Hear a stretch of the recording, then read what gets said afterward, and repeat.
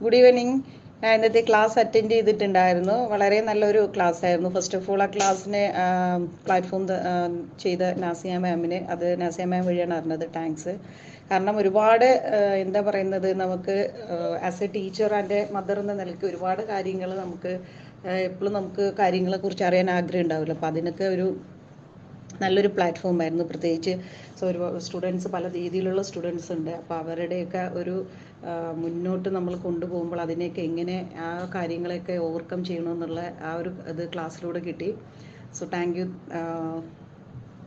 U brine sir also. Wonderful class ആയിരുന്നു. ഒരു നമുക്ക് ഒരു വലിയ ടൈം ഡ്യൂറേഷൻ ആയിരുന്നെങ്കിൽ പക്ഷെ ഒരു എന്താ പറയുന്ന ഒരു ലാഗും നമുക്ക് തോന്നിയില്ല. അത്രത്തോളം ആവശ്യമായിട്ടുള്ള ക്ലാസ്സുകൾ, നോളജ് ആയിരുന്നു കിട്ടിയത്. Once again thank you for the wonderful section. Good evening, everyone. Myself, Nazia Kunnamal, a PhD research scholar in counseling psychology in an Italian university, director and founder of Advanced Mobile Counseling Center. അപ്പം നമ്മൾ ഇന്നിവിടെ കൂടിയിരിക്കുന്നത് ഒരു free വെബിനാറിൻ്റെ ഭാഗമായിട്ടാണ്. അപ്പം ഇന്ന് നമ്മുടെ session lead ചെയ്യാൻ വന്നിരിക്കുന്നത് ഇബ്രാഹിം മജീദ് ഫ്രം UAE. അദ്ദേഹം നമ്മുടെ AMCCയുടെ കൗൺസിലറും സൈക്കോതെറാപ്പിസ്റ്റും കൂടിയാണ്. അദ്ദേഹത്തിൻ്റെ എക്സ്റ്റെൻസീവ് എക്സ്പെർട്ടൈസ് കിടക്കുന്ന സ്പെഷ്യലൈസ്ഡ് ഫീൽഡുകൾ എന്ന് പറഞ്ഞു കഴിഞ്ഞാൽ ഫാമിലി കൗൺസിലിംഗ് ഉണ്ട്, ഹിപ്നോട്ടിക് കൗൺസിലിംഗ് ഉണ്ട്, transactional analysis, that means TA psychology, child psychology, learning diversity and difficulties management LDDM, learning disability support.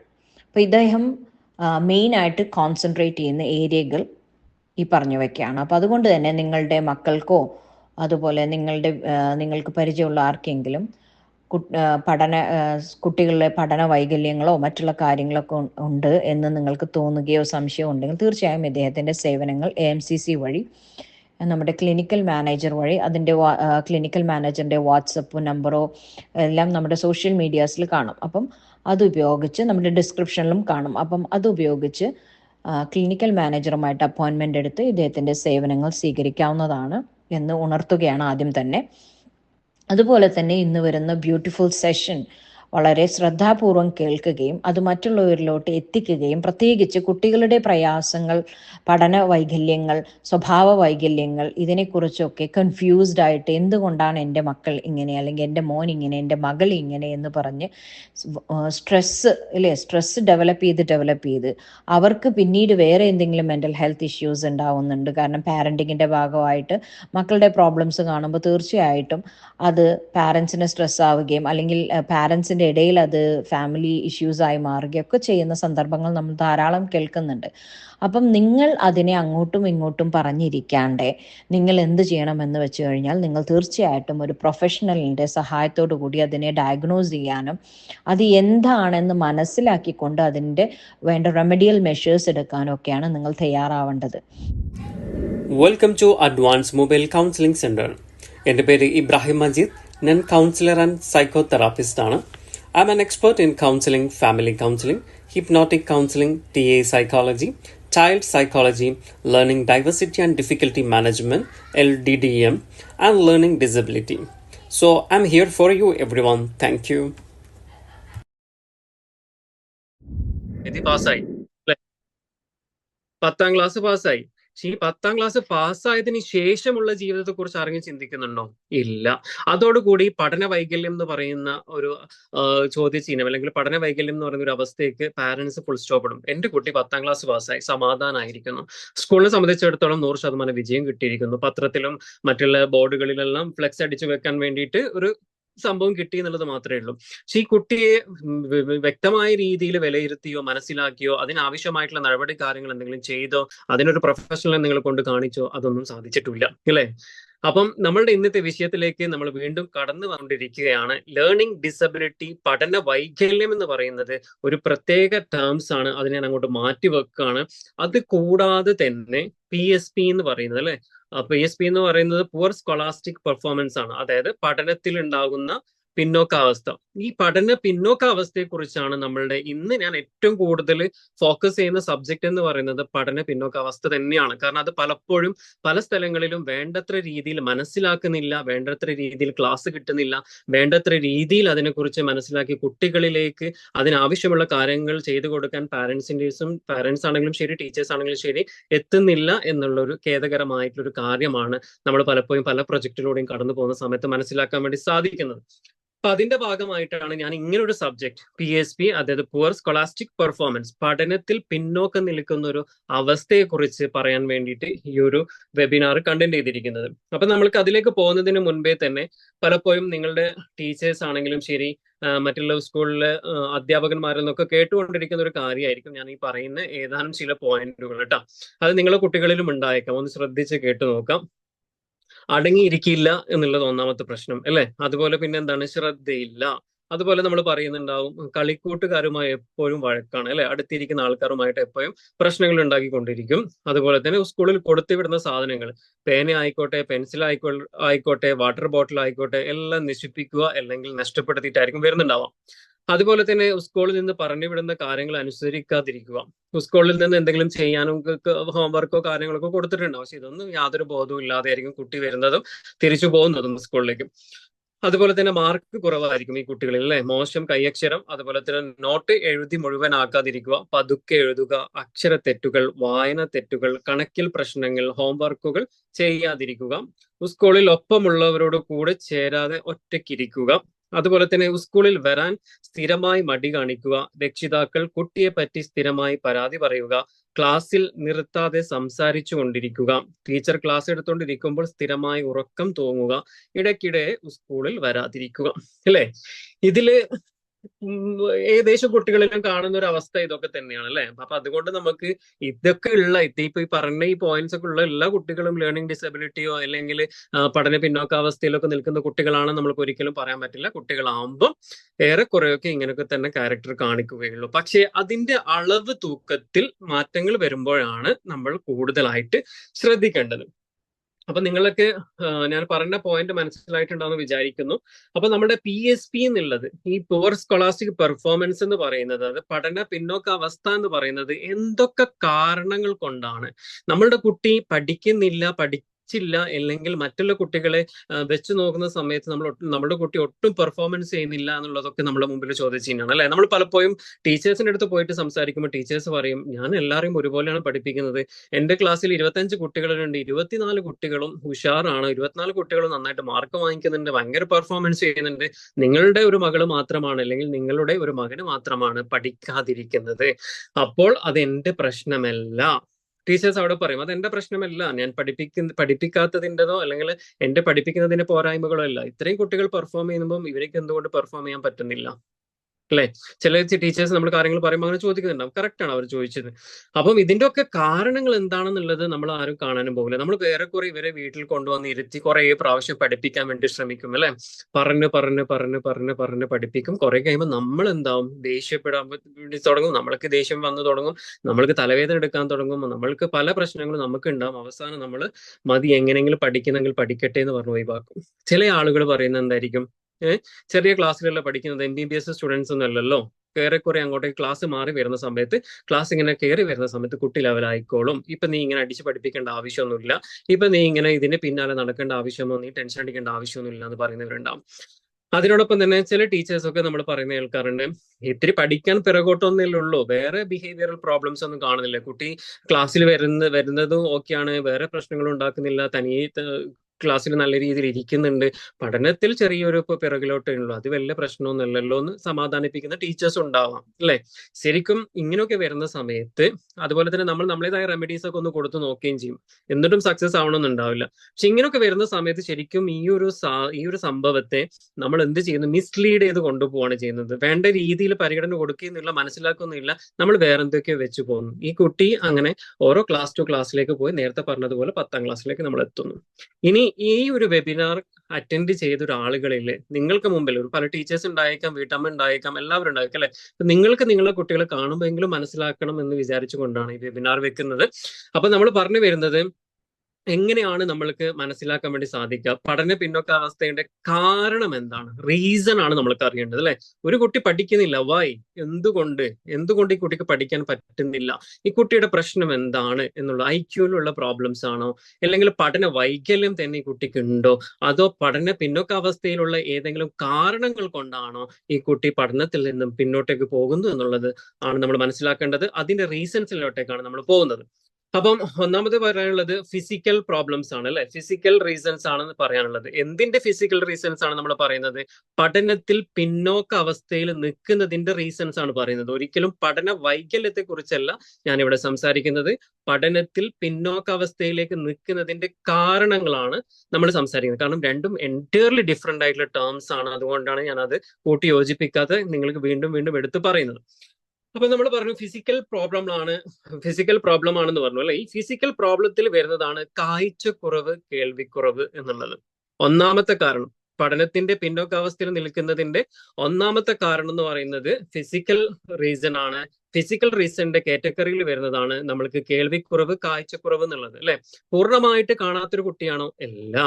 എന്നാൽ പൂർണ്ണമായിട്ട് കേൾക്കാത്ത കുട്ടിയാണോ? അതുമല്ല. പിന്നെന്താണ്? അവർക്ക് നമ്മൾ വീട്ടിൽ പറയുന്ന കാര്യങ്ങളും ഇതൊക്കെ ഉൾക്കൊള്ളാനും ചെയ്യാനും ഒക്കെ പറ്റുന്നുണ്ടാവാം. അല്ലെങ്കിൽ തീരെ പറ്റാത്തൊരു കുട്ടിയായിരിക്കത്തില്ല. എല്ലാം അത്യാവശ്യം കാര്യങ്ങളൊക്കെ ചെയ്യുന്നതും കാണുന്നുണ്ട്. അതുകൊണ്ട് തന്നെ ഒരു ചെറിയ രീതിയിലുള്ള കാഴ്ചക്കുറവും കേൾവിക്കുറവും നമ്മൾ വേണ്ടത്ര രീതിയിൽ ഐഡന്റിഫൈ ചെയ്യണമെന്നില്ല വീട്ടിലുള്ള സമയത്ത്. പക്ഷെ ഈ കുട്ടി സ്കൂളിലേക്ക് പോയി പഠനം സ്റ്റാർട്ട് ചെയ്ത് വരുമ്പോഴാണ് ഈ കുട്ടികളിൽ ഈ പ്രശ്നങ്ങൾ കൂടുതലായിട്ട് മനസ്സിലാക്കി തുടങ്ങാന്നുള്ളത്. അതെങ്ങനെയാണ് മനസ്സിലാക്കേണ്ടതെന്നുള്ളതിനെ കുറിച്ച് വ്യക്തമായിട്ട് ഞാൻ പിന്നീട് പറഞ്ഞു തരാം. അതിനോടൊപ്പം തന്നെ ഇത്തരമുള്ള കുട്ടികൾക്ക് അവർക്ക് എന്ത് ചെയ്യാൻ പറ്റണമെന്നില്ല, കൂടുതൽ ക്ലാസ്സിൽ ശ്രദ്ധിക്കാൻ വേണ്ടി സാധിക്കണമെന്നില്ല. ഇപ്പൊ കാഴ്ചക്കുറവുള്ള കുട്ടികളാണെങ്കിൽ ഇങ്ങനെ പറഞ്ഞ് കേൾക്കുന്നുണ്ട്, പക്ഷെ കുട്ടി ബോർഡിലോട്ടേക്ക് നോക്കുന്ന സമയത്ത് ചെറിയ രീതിയിൽ എന്തൊക്കെയോ കാണുന്നേ ഉണ്ടാവുള്ളൂ, വ്യക്തമായി കാണാൻ പറ്റിയെന്ന് വരില്ല. അപ്പൊ അങ്ങനെയുള്ള കുട്ടികൾക്ക് അക്ഷരങ്ങൾ കൃത്യമായി സൗണ്ടുകൾ കേൾക്കാന്നല്ലാതെ അക്ഷരങ്ങൾ കണ്ടിട്ട് പരിചയം ഉണ്ടാവോ? ഇല്ല. അപ്പൊ അങ്ങനെയുള്ള കുട്ടികളിൽ എന്താണ്, ബേസ് കറക്റ്റ് ആയിട്ട് കിട്ടണമെന്നില്ല. അതുപോലെ തന്നെ കേൾവിക്കുറവിലെ കുട്ടികളെല്ലാം കാണുന്നുണ്ടാവും, പക്ഷെ അതിന്റെ സൗണ്ട്സ് കാര്യങ്ങളൊന്നും മനസ്സിലാക്കാൻ വേണ്ടി കുട്ടിക്ക് സാധിക്കില്ല, കാരണം കേൾവിക്കുറവുണ്ടല്ലോ. അപ്പൊ ഇങ്ങനെ വരുന്ന കുട്ടികളിൽ ബേസ് ഒട്ടും കറക്റ്റ് ആയിരിക്കില്ല. ഇങ്ങനെ വരുന്ന കുട്ടികളിൽ ഫൗണ്ടേഷൻ ഒട്ടും ക്ലിയർ ആവില്ല. അങ്ങനെ വന്നു കഴിഞ്ഞാൽ ഈ കുട്ടികളിൽ എന്ത് സംഭവിക്കും? പഠനത്തിൽ പിന്നോക്ക അവസ്ഥയിലോട്ടേക്ക് പോകാനുള്ള സാധ്യതകൾ കൂടുതലാണ്. കാരണം ബേസ് കറക്റ്റ് ആയാൽ മാത്രമല്ലേ നമ്മൾക്ക് പിന്നീട് ഓരോ കാര്യങ്ങൾ പതിയെ ക്ലിയർ ആവാൻ പറ്റുള്ളൂ. ഇപ്പൊ നമ്മൾക്കറിയാം, നമ്മൾ വീടെടുക്കുന്ന സമയത്ത് തന്നെ ഒരു തറ വെച്ച് കെട്ടി അതിനെ ഉറപ്പിച്ചിട്ടല്ലേ നമ്മൾ അതിന്റെ മുകളിലേക്ക് പോകുള്ളൂ, അല്ലെ? അപ്പൊ അങ്ങനെയുള്ള വീട് നമുക്ക് നിലനിൽക്കുള്ളൂ. അങ്ങനെ വീടിനെയാണ് നമുക്ക് എന്താ പറയാ, വാർപ്പ് ഉണ്ടാക്കാനും ഇതുണ്ടാക്കാനും ഒക്കെ പറ്റുള്ളൂ. എല്ലാത്തും എന്താ, ഇടിഞ്ഞു പൊളിഞ്ഞു പോകും. അത് തന്നെയാണ് കുട്ടികളുടെ അവസ്ഥ. നമ്മൾ ഓവർലോഡ് കൊടുത്തുകൊണ്ടിരിക്കുകയാണ്. അവർക്ക് ഒട്ടും ബേസ് ഇല്ലാത്ത കുട്ടിക്ക് മറ്റുള്ള കാര്യങ്ങൾ പറഞ്ഞു കൊടുത്തിട്ട് ഒരു കാര്യമില്ല, അവർക്ക് മനസ്സിലാക്കാൻ വേണ്ടി സാധിക്കുകയില്ല. ഇങ്ങനെ വരുന്ന കുട്ടികളിലാണ് നമ്മൾക്ക് എന്ത് കാണുന്നെന്ന് പറയുന്നത്, പഠന പിന്നോക്കാവസ്ഥയിലോട്ടേക്ക് വരുന്നത്. അതിനോടൊപ്പം തന്നെ അതായത് നമ്മൾ നേരത്തെ പറഞ്ഞ ഫിസിക്കൽ റീസൺസിൽ വരുന്നതാണ് ക്രോണിക് ഡിസീസ് എന്ന് പറയുന്നത്, അല്ലെ? ഈ ക്രോണിക് ഡിസീസ് എന്ന് പറയുന്നത് എപ്പോഴും അസുഖങ്ങൾ വരുന്ന കുട്ടികൾ ഉണ്ടാവും, അല്ലെ? അതുപോലെ തന്നെ ശ്വാസമുട്ടലുള്ളവരും ആസ്മ ഉള്ളവരുണ്ടാവാം, ജലദോഷമുള്ളവരുണ്ടാവാം, അതുപോലെ തന്നെ ജീവഹാനി സംഭവിക്കുന്ന വലിയ രോഗങ്ങൾ പിടിപെടുന്ന കുട്ടികളൊക്കെ ഉണ്ടാവാം. അപ്പൊ ഇങ്ങനെ വരുന്ന കുട്ടികൾ ക്ലാസ് ഇവർക്ക് കൃത്യമായി അറ്റൻഡ് ചെയ്യാൻ വേണ്ടി സാധിക്കണമെന്നില്ല. ഈ ജലദോഷത്തിന്റെ ഭാഗമായിട്ട് പനി വരും, ഒരു 3 ദിവസം അവിടെ പോയി കിട്ടും, വീണ്ടും ഒരാഴ്ച പോകുന്നു, വീണ്ടും 4 ദിവസം അവിടെ പോയി കിട്ടുന്നു, അല്ലെ? അതുപോലെ തന്നെ മറ്റു രോഗങ്ങളും കാര്യങ്ങളൊക്കെ പിടിപെടുന്നവർക്ക് ഒരാഴ്ച ക്ലാസ് മിസ്സാവുന്നു, 2 ആഴ്ച ക്ലാസ്സിൽ പോകുന്നു, വീണ്ടും ആ ക്ലാസ്സുകൾ മിസ്സാവുന്നു. ഇങ്ങനെ സംഭവിക്കുന്ന സമയത്ത് കുട്ടികൾക്ക് എന്ത് കിട്ടില്ല? കൃത്യമായ ബേസ് കിട്ടില്ല.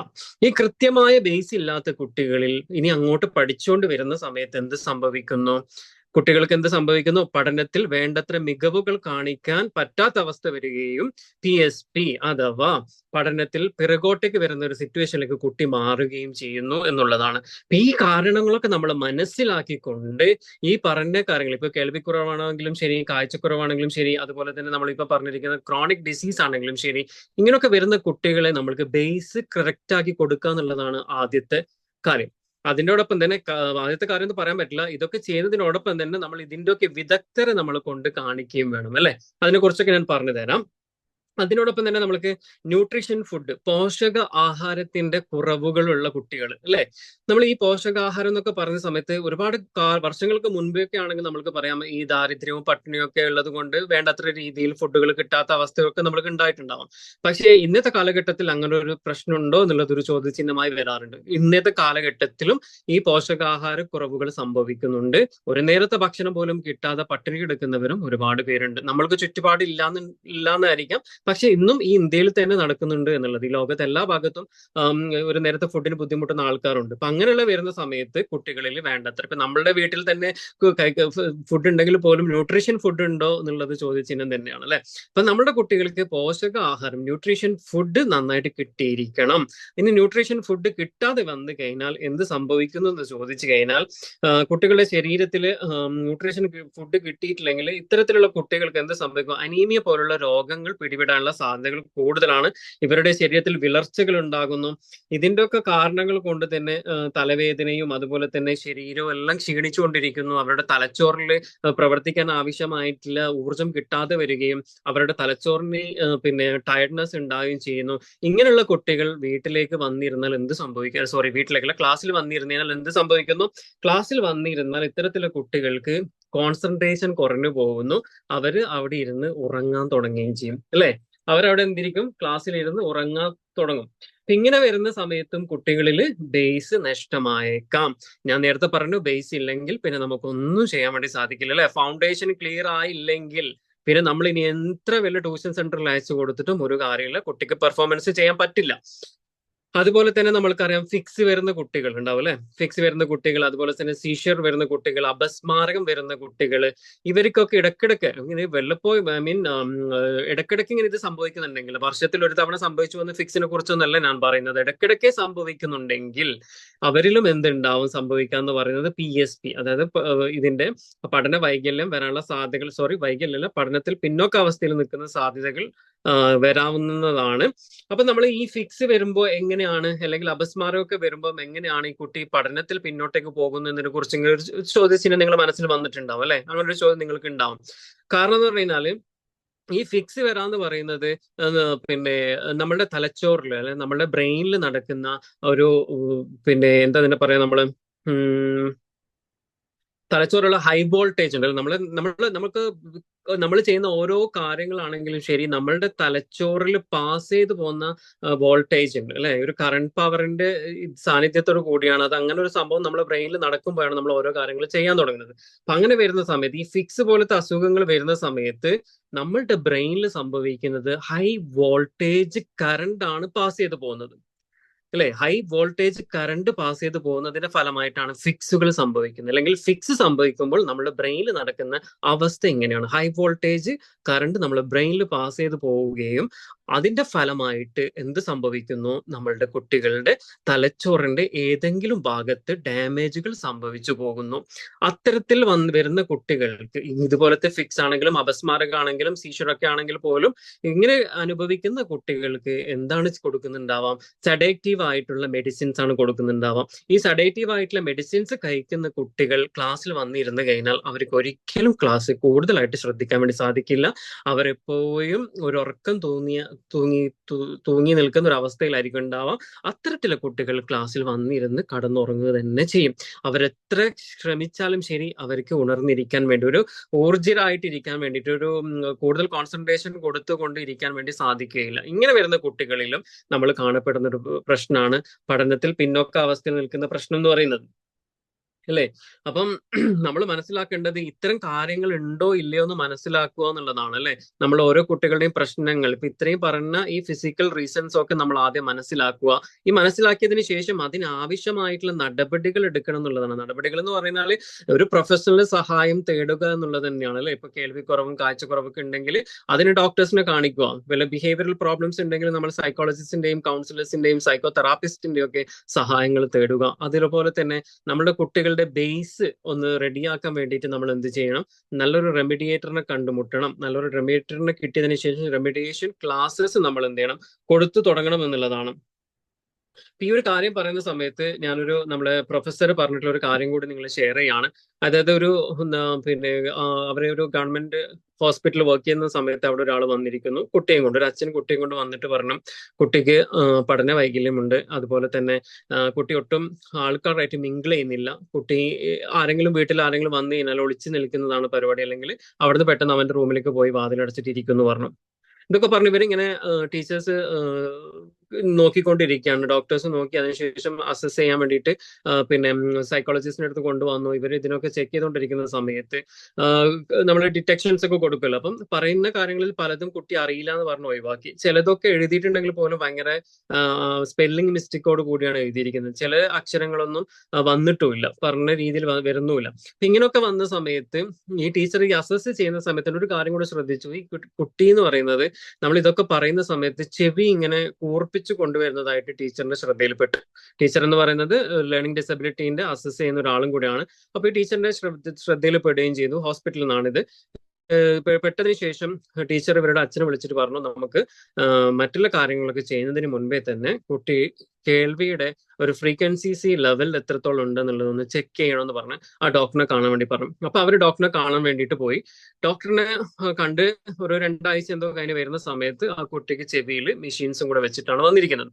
അപ്പൊ ഈ മെഷീൻസും കൂടെ വെച്ചിട്ട് വന്നിരിക്കുന്ന സമയത്ത് പിന്നെ ഈ ടീച്ചേഴ്സ് ചോദിച്ചു എന്താ പ്രശ്നം നോക്കി റിപ്പോർട്ടൊക്കെ നോക്കിയപ്പോൾ അതിനകത്ത് മെൻഷൻ ചെയ്തിട്ടുണ്ട് ഇവർക്ക് ഫ്രീക്വൻസി ലൂസ് ഉണ്ട്, കുട്ടിയെ സംബന്ധിച്ചിടത്തോളം കേൾവി കുറവ് സംഭവിച്ചിട്ടുണ്ടെന്ന് പറഞ്ഞു. അപ്പൊ അതിന്റെ ഭാഗമായിട്ടായിരുന്നു ഈ കുട്ടിയെ സംബന്ധിച്ചിടത്തോളം എഴുതാൻ പറഞ്ഞതിൽ പലതും മിസ്റ്റേക്ക് സംഭവിച്ചതും അതുപോലെ തന്നെ പലതും അറിയില്ല എന്ന് പറഞ്ഞതും. കാരണം ആ ടീച്ചർ വീണ്ടും ഒരു അസസ്മെന്റ് നടത്തിയ സമയത്ത് ഡിറ്റക്ഷൻസ് കൊടുത്ത സമയത്ത് ആദ്യം കൊടുത്ത അതേ വേർഡ് കൊടുത്തപ്പം അറിയില്ല എന്ന് പറഞ്ഞ് ഒഴിവാക്കിയതെല്ലാം എഴുതാൻ തുടങ്ങി.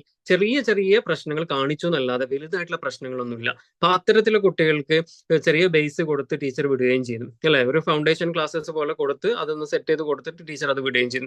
അതിങ്ങനെ 2-3 വർഷം കഴിഞ്ഞതിന് ശേഷം അവരുടെ അച്ഛനും അമ്മയും ഒക്കെ കൂടിയിട്ട് ഈ ടീച്ചറിനെ കാണാൻ വേണ്ടിയിട്ട് വന്നു. അവരുടെ അക്കാദമിയിലേക്ക് വന്നു. കണ്ടതിന് ശേഷം ഭയങ്കര സന്തോഷത്തോടു കൂടി പറഞ്ഞു എന്റെ മകൻ ഈ പ്രാവശ്യം ആ സ്കൂളില് ആ ക്ലാസ്സിലുള്ള ഒരു ടോപ്പർ ആണെന്ന് പറഞ്ഞു. അവനാണ് ഈ പ്രാവശ്യത്തെ ടോപ്പർ എന്ന് പറഞ്ഞിട്ടാണ് കാണാൻ വന്നത്. കുട്ടി പഠന വൈകല്യം ഉണ്ടെന്ന് പറഞ്ഞു വന്ന കുട്ടിയാണ് ആ ക്ലാസ്സിലെ ടോപ്പർ ആവുന്നത്. നോക്കി അതായത് അവരുടെ മാതാപിതാക്കള് കറക്റ്റ് രീതിയിൽ അതിനെ പിന്നെ കാണിക്കേണ്ട ഒരാളെ കൊണ്ട് കാണിക്കുകയും പ്രൊഫഷണൽ ട്രീറ്റ്മെന്റ് എടുക്കുകയും ചെയ്തതിന്റെ ഫലമായിട്ടാണ് ആ കുട്ടി ഒന്നുമല്ലാതിരുന്ന കുട്ടി പഠനത്തിൽ പിന്നോക്കമാണെന്ന് പറഞ്ഞു പോയ കുട്ടിയെ ടോപ്പറായി വന്നിരിക്കുന്നത്. അപ്പൊ അതുകൊണ്ട് നമ്മൾ കറക്റ്റ് സമയത്ത് മനസ്സിലാക്കി ആവശ്യമുള്ള കാര്യങ്ങൾ ചെയ്ത് കഴിഞ്ഞാൽ നമ്മുടെ കുട്ടിയെ നമ്മൾക്ക് നല്ലൊരു ലെവലിൽ പെർഫോമൻസ് ചെയ്യാൻ പറ്റുന്ന കുട്ടികളാക്കി മാറ്റാൻ പറ്റൂ എന്നുള്ളതാണ് ഞാൻ നിങ്ങളുടെ അടുത്ത് പറഞ്ഞു വരുന്നത്. അതുപോലെ തന്നെ നമ്മൾ നേരത്തെ പറഞ്ഞു കാഴ്ചക്കുറവും കേൾവിക്കുറവിനെ കുറിച്ച് നമ്മൾ സംസാരിച്ചു അല്ലെ. എങ്ങനെയാണ് ഈ കാഴ്ചക്കുറവുകൾ നമ്മൾക്ക് ഐഡന്റിഫൈ ചെയ്യുക എന്നുള്ളതാണ് അല്ലെ. ഈ കാഴ്ചക്കുറവുള്ള കുട്ടികളിൽ കാണുന്ന ചില ലക്ഷണങ്ങൾ ഞാൻ പറയാം, നിങ്ങളൊന്ന് ശ്രദ്ധിക്കണം.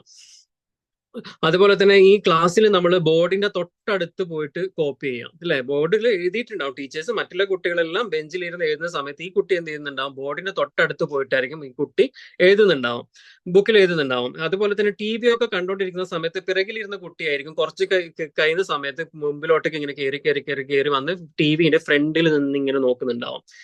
ഈ ഒരു സമയത്ത് ഒരു കാര്യം കൂടെ ശ്രദ്ധിക്കണം, കുട്ടികൾക്ക് കൂടുതൽ ഇൻട്രസ്റ്റിംഗ് ആയിട്ടുള്ള മൂവീസും കാര്യങ്ങളൊക്കെ വരുന്ന സമയത്ത് സ്വാഭാവികമായിട്ട് കുട്ടി ഇങ്ങനെ മുമ്പോട്ടേക്ക് വരാം അല്ലെ. അപ്പൊ അങ്ങനെ കാണുമ്പോൾ അത് കുട്ടിയുടെ കാഴ്ചക്കുറവാണെന്ന് തെറ്റിദ്ധരിക്കരുത്, അത് അങ്ങനെയും സംഭവിക്കാം. അതുപോലെ തന്നെ നോട്ടിലേക്ക് വളരെ ക്ലോസ് ആയിട്ട് തലപിടിച്ച് എഴുതുന്നത് ശ്രദ്ധിക്കുക. നമ്മൾ ബുക്സിൽ എഴുതുന്നുണ്ടെങ്കിൽ നമ്മുടെ തല ഇങ്ങനെ കൊണ്ടുവന്ന് ഭയങ്കര ക്ലോസ് ചെയ്ത് വെച്ചുകൊണ്ട് എഴുതുന്നുണ്ടോ എന്നും കൂടി നമുക്ക് ശ്രദ്ധിക്കണം. അതുപോലെ തന്നെ അടുത്ത കുട്ടികളുടെ നോട്ടിലേക്ക് എത്തി നോക്കി എഴുതുക അല്ലെ. തൊട്ടടുത്തിരിക്കുന്ന ബോർഡിൽ ടീച്ചർ എഴുതിയിട്ടുണ്ടാവും, ചെറിയ ക്ലാസ്സൊക്കെ ആകുമ്പോൾ ബോർഡിൽ കറക്റ്റ് ആയിട്ട് എഴുതിയിട്ടുണ്ടാവും. ബോർഡിൽ എഴുതിയത് നോക്കാതെ തൊട്ടടുത്തിരിക്കുന്ന കുട്ടിയുടെ നോട്ട്ബുക്കിൽ എഴുതിയത് നോക്കിയിട്ട് പകർത്തുന്ന ഒരു പരിപാടി. അങ്ങനെ കാണുന്ന സമയത്ത് നമുക്ക് എന്ത് ചെയ്യാം, കുട്ടിയിൽ കാഴ്ചക്കുറവുണ്ടോ എന്ന് നമുക്ക് സംശയിക്കാം. അതുപോലെ തന്നെ ഇത്തരത്തിലുള്ള കുട്ടികളുടെ കൈയക്ഷരങ്ങൾ എന്ന് പറയുന്നത് വളരെ മോശമായിട്ടുള്ള കൈയക്ഷരങ്ങളായിരിക്കും ഉണ്ടാവാം. കാരണം പിന്നെ ചില എഴുതിയത് തന്നെ ലെറ്റേഴ്സ് ആണെങ്കിൽ കറക്റ്റ് ആവണമെന്നില്ല. ഇപ്പൊ എഴുതി കഴിഞ്ഞാൽ ഇപ്പൊ എന്ന് പറഞ്ഞ അക്ഷരം എഴുതുകയാണെങ്കിൽ അതൊരു ഫുൾ ആയിട്ട് ഉണ്ടാവണമെന്നില്ല. കാരണം ചില കുട്ടികൾക്ക് കാഴ്ചകൾ മങ്ങിയിട്ടുള്ള കുട്ടികളായതുകൊണ്ട് തന്നെ. അപ്പൊ ഇത്തരത്തിലുള്ള കാര്യങ്ങളൊക്കെ കാണുന്ന സമയത്ത് നമ്മൾക്ക് സംശയിക്കാം, കുട്ടിക്ക് കാഴ്ചയിൽ പ്രശ്നമുണ്ടോ എന്ന് നമുക്ക് സംശയിക്കാം. അങ്ങനൊരു സംശയം നമ്മളിലേക്ക് വരുമ്പോൾ തന്നെ ഒരു കണ്ണിന്റെ ഡോക്ടർ, അതിന്റെ വിദഗ്ധരായിട്ടുള്ള ഡിപ്പാർട്ട്മെന്റ്സിനെ കൊണ്ടുപോയി കാണിക്കണം നമ്മൾ, അല്ലെ? കാണിച്ചിട്ട് അത് വിലയിരുത്തണം. അത് ഓക്കെ ആണോ, നമ്മൾ വെറും സംശയമാണോ, അതോ കുട്ടിക്ക് അങ്ങനെ ഒരു പ്രശ്നം ഉണ്ടോ എന്നുള്ളത്. അങ്ങനെ പ്രശ്നമുണ്ടെന്ന് മനസ്സിലാക്കി കഴിഞ്ഞാൽ അതിനാവശ്യമുള്ള കാര്യങ്ങൾ ചെയ്തു കൊടുക്കുമ്പോൾ, ഒരുപക്ഷെ സ്പെക്സ് ഒക്കെ വെക്കേണ്ട കുട്ടികളാണെങ്കിൽ അത് വെക്കുകയും അതിന്റെ പോയിന്റ് അനുസരിച്ചൊക്കെ കൊടുക്കുകയൊക്കെ ചെയ്ത് കഴിഞ്ഞാൽ എന്തായി, അവിടെ ആ കുട്ടിയുടെ പഠനത്തിന്റെ പ്രശ്നം അവിടെ സോൾവ് ആയിരിക്കുകയാണ്, അല്ലെ? അങ്ങനെയുള്ള കുട്ടികൾക്ക് ഒരു ബേസും കൂടെ സെറ്റ് ചെയ്ത് കൊടുത്തു കഴിഞ്ഞാൽ പിന്നീട് അങ്ങോട്ടേക്ക് വരുന്ന ക്ലാസ്സുകളിലൊക്കെ ആ കുട്ടികൾ എന്ത് ചെയ്യും, നല്ല രീതിയിൽ പെർഫോമൻസ് ചെയ്ത് ഒരു ആവറേജ് ലെവലോ അല്ലെങ്കിൽ നേരത്തെ ഒരു എക്സാമ്പിൾ പറഞ്ഞതുപോലത്തെ ഒരു ടോപ്പർ ലെവലിലേക്ക് വരെ നമ്മളുടെ കുട്ടികൾ എത്തിയേക്കാം. അതുപോലെ തന്നെ കേൾവിക്കുറവ്, എങ്ങനെയൊക്കെയാണ് നമുക്ക് കേൾവിക്കുറവുകൾ സംശയിക്കുക എന്നുള്ളതാണ്. അതായത് നമ്മളുടെ മക്കളെ നമ്മൾ വിളിക്കുന്ന സമയത്ത് വിളി കേൾക്കുന്നില്ല, അല്ലെ? വിളി കേൾക്കുന്നില്ല എന്ന് നമുക്ക് തോന്നുന്നതാണ്. അതുപോലെ തന്നെ നമ്മളൊരു കാര്യം പലതവണ ആവർത്തിച്ച് പറയേണ്ടി വരിക കുട്ടിയുടെ അടുത്ത്. ആ സമയത്ത് കുട്ടി എന്ന് ചോദിച്ചുകൊണ്ടിരിക്കുക. ഈ ഒരു കാര്യം പറയുന്ന സമയത്ത് അറ്റൻഷൻ പ്രോബ്ലം ഉള്ള കുട്ടികളിലും ഇങ്ങനെ സംഭവിക്കും കേട്ടോ. അപ്പം പിന്നെ അത്തരത്തിലുള്ള അറ്റൻഷൻ പ്രോബ്ലം ഉള്ള കുട്ടികൾക്ക് ചെവി കേൾക്കുന്നതിന് യാതൊരു പ്രോബ്ലംസ് ഉണ്ടാവില്ല. പക്ഷെ പിന്നെ അറ്റൻഷൻ കുറവായതിന്റെ പേരിൽ ഇതുപോലെ നമ്മളത് ചോദിച്ചുകൊണ്ടിരിക്കുക, എന്താ പറഞ്ഞേ എന്നൊക്കെ ചോദിച്ചുകൊണ്ടിരിക്കും, അല്ലെ? അപ്പം അതുപോലെ തന്നെ കുട്ടി ഒരു 6 അടി അകലത്തിൽ നമ്മൾ കുട്ടിയെ ഇരുത്തിയതിനു ശേഷം കുട്ടിയുടെ പിറകിലേക്ക് നമ്മൾ നിൽക്കുക. കുട്ടിയുടെ അടുത്ത് പറയണം, പിറകിലേക്ക് തിരിഞ്ഞു നോക്കരുത്, ഞാൻ ചോദിക്കുന്ന ചോദ്യത്തിന് ഉത്തരം പറയണം എന്ന് പറയാം. അപ്പൊ ഈ നമ്മൾ ഈ ചോദിക്കുന്ന ചോദ്യത്തിന് കുട്ടി കറക്റ്റ് ആയിട്ട് ഉത്തരം പറയുന്നില്ല എങ്കിൽ, അതായത് കുട്ടി നമ്മൾ ചോദിക്കുന്നതിന് വ്യത്യസ്തമായ രീതിയിലാണ് ആൻസർ പറയുന്നുണ്ടാവാം, ചിലത് ഗസ് ചെയ്ത് പറയുന്നുണ്ടാവാം, ചിലത് എന്ത് ചെയ്യുന്നുണ്ടാവാം, പിന്നെ നമ്മൾ ചോദിക്കുന്നതിന് വ്യത്യസ്തമായ രീതിയിൽ ആൻസർ തരുന്നുണ്ട്. ഇങ്ങനെയൊക്കെ കാണുന്ന സമയത്ത് നമ്മൾക്ക് എന്ത് ചെയ്യാം, കുട്ടിയിൽ കേൾവിക്കുറവുണ്ടോ എന്നുള്ളത് നമ്മൾക്ക് സംശയിക്കാം, അല്ലെ? കുട്ടിയിൽ കേൾവിക്കുറവുണ്ടോ എന്നുള്ളൊരു സംശയം നമ്മൾക്ക് വന്നു കഴിഞ്ഞാൽ നമ്മൾ എന്ത് ചെയ്യണം, അതിന്റെ വിദഗ്ധരെ നമ്മളൊന്ന് കൊണ്ട് കാണിക്കണം, അല്ലെ? അങ്ങനെ കൊണ്ട് കാണിച്ചിട്ട് ഉറപ്പുവരുത്തണം നമ്മുടെ കുട്ടികൾക്ക് അങ്ങനെ ഒരു പ്രശ്നമുണ്ടോ ഇല്ലയോ എന്നുള്ളത് ഉറപ്പുവരുത്തണം നമ്മൾ. അതുപോലെ തന്നെ ഇത്തരം കുട്ടികൾ എന്ത് ചെയ്യും, എന്തെങ്കിലും നിങ്ങൾ പറഞ്ഞിട്ടുണ്ടായിരുന്നോ എന്നൊരു തോന്നലുണ്ടാവും, അല്ലെ? എന്തിന്റെയൊക്കെ സൗണ്ട് കേട്ടപ്പോൾ എന്നോട് ആരൊക്കെ എന്തൊക്കെ സംസാരിക്കുന്നുള്ളൊരു തോന്നലുണ്ടാവും. അപ്പൊ അത്തരം കുട്ടികൾ വന്ന് ചോദിക്കും, എന്തെങ്കിലും എടുത്ത് പറഞ്ഞിരുന്നു ചോദിക്കും, അല്ലെ? ഇങ്ങനെയൊക്കെ കാണുന്ന സമയത്ത് നമ്മൾ സംശയിക്കുകയും അതിന് ഡോക്ടറിനെ കാണിക്കുകയും ഡോക്ടറിന്റെ സഹായം തേടുകയും അത് ഉറപ്പുവരുത്തുക. അങ്ങനെ എന്തെങ്കിലും പ്രോബ്ലംസ് ഉള്ള കുട്ടികളാണെങ്കിൽ അതിന് ട്രീറ്റ്മെന്റ് കൊടുക്കുക. അതിന് ട്രീറ്റ്മെന്റ് കൊടുക്കുന്നതോടുകൂടി പഠന വൈകല്യം അല്ലെങ്കിൽ പഠനത്തിൽ പിന്നോക്കം നിൽക്കുന്ന ഒരു അവസ്ഥ എന്ന് പറയുന്നതിൽ നിന്ന് കുട്ടികളെ മാറ്റിയെടുക്കാൻ വേണ്ടി സാധിക്കും. ഇത്തരത്തിലുള്ള കുട്ടികൾക്ക് ബേസിന്റെ പ്രോബ്ലം എന്തായാലും ഉണ്ടാവും. ബേസ് കൊടുക്കുന്നതോടുകൂടി ഇത്തരത്തിലുള്ള കുട്ടികളുടെ പഠനത്തിന്റെ പ്രശ്നം അവിടെ സോൾവ് ആവുകയാണ് ചെയ്യുന്നത്. ഈ സോൾവ് ആയി എന്ന് പറയുന്നത് പിന്നീട് മുമ്പോട്ടേക്ക് എന്ത് ചെയ്യും, അവർ നല്ല രീതിയിൽ പഠിച്ച് നല്ല മാർക്കുകൾ വാങ്ങി നല്ലൊരു പൊസിഷനിലോട്ടേക്ക് മാറുകയും ചെയ്യും.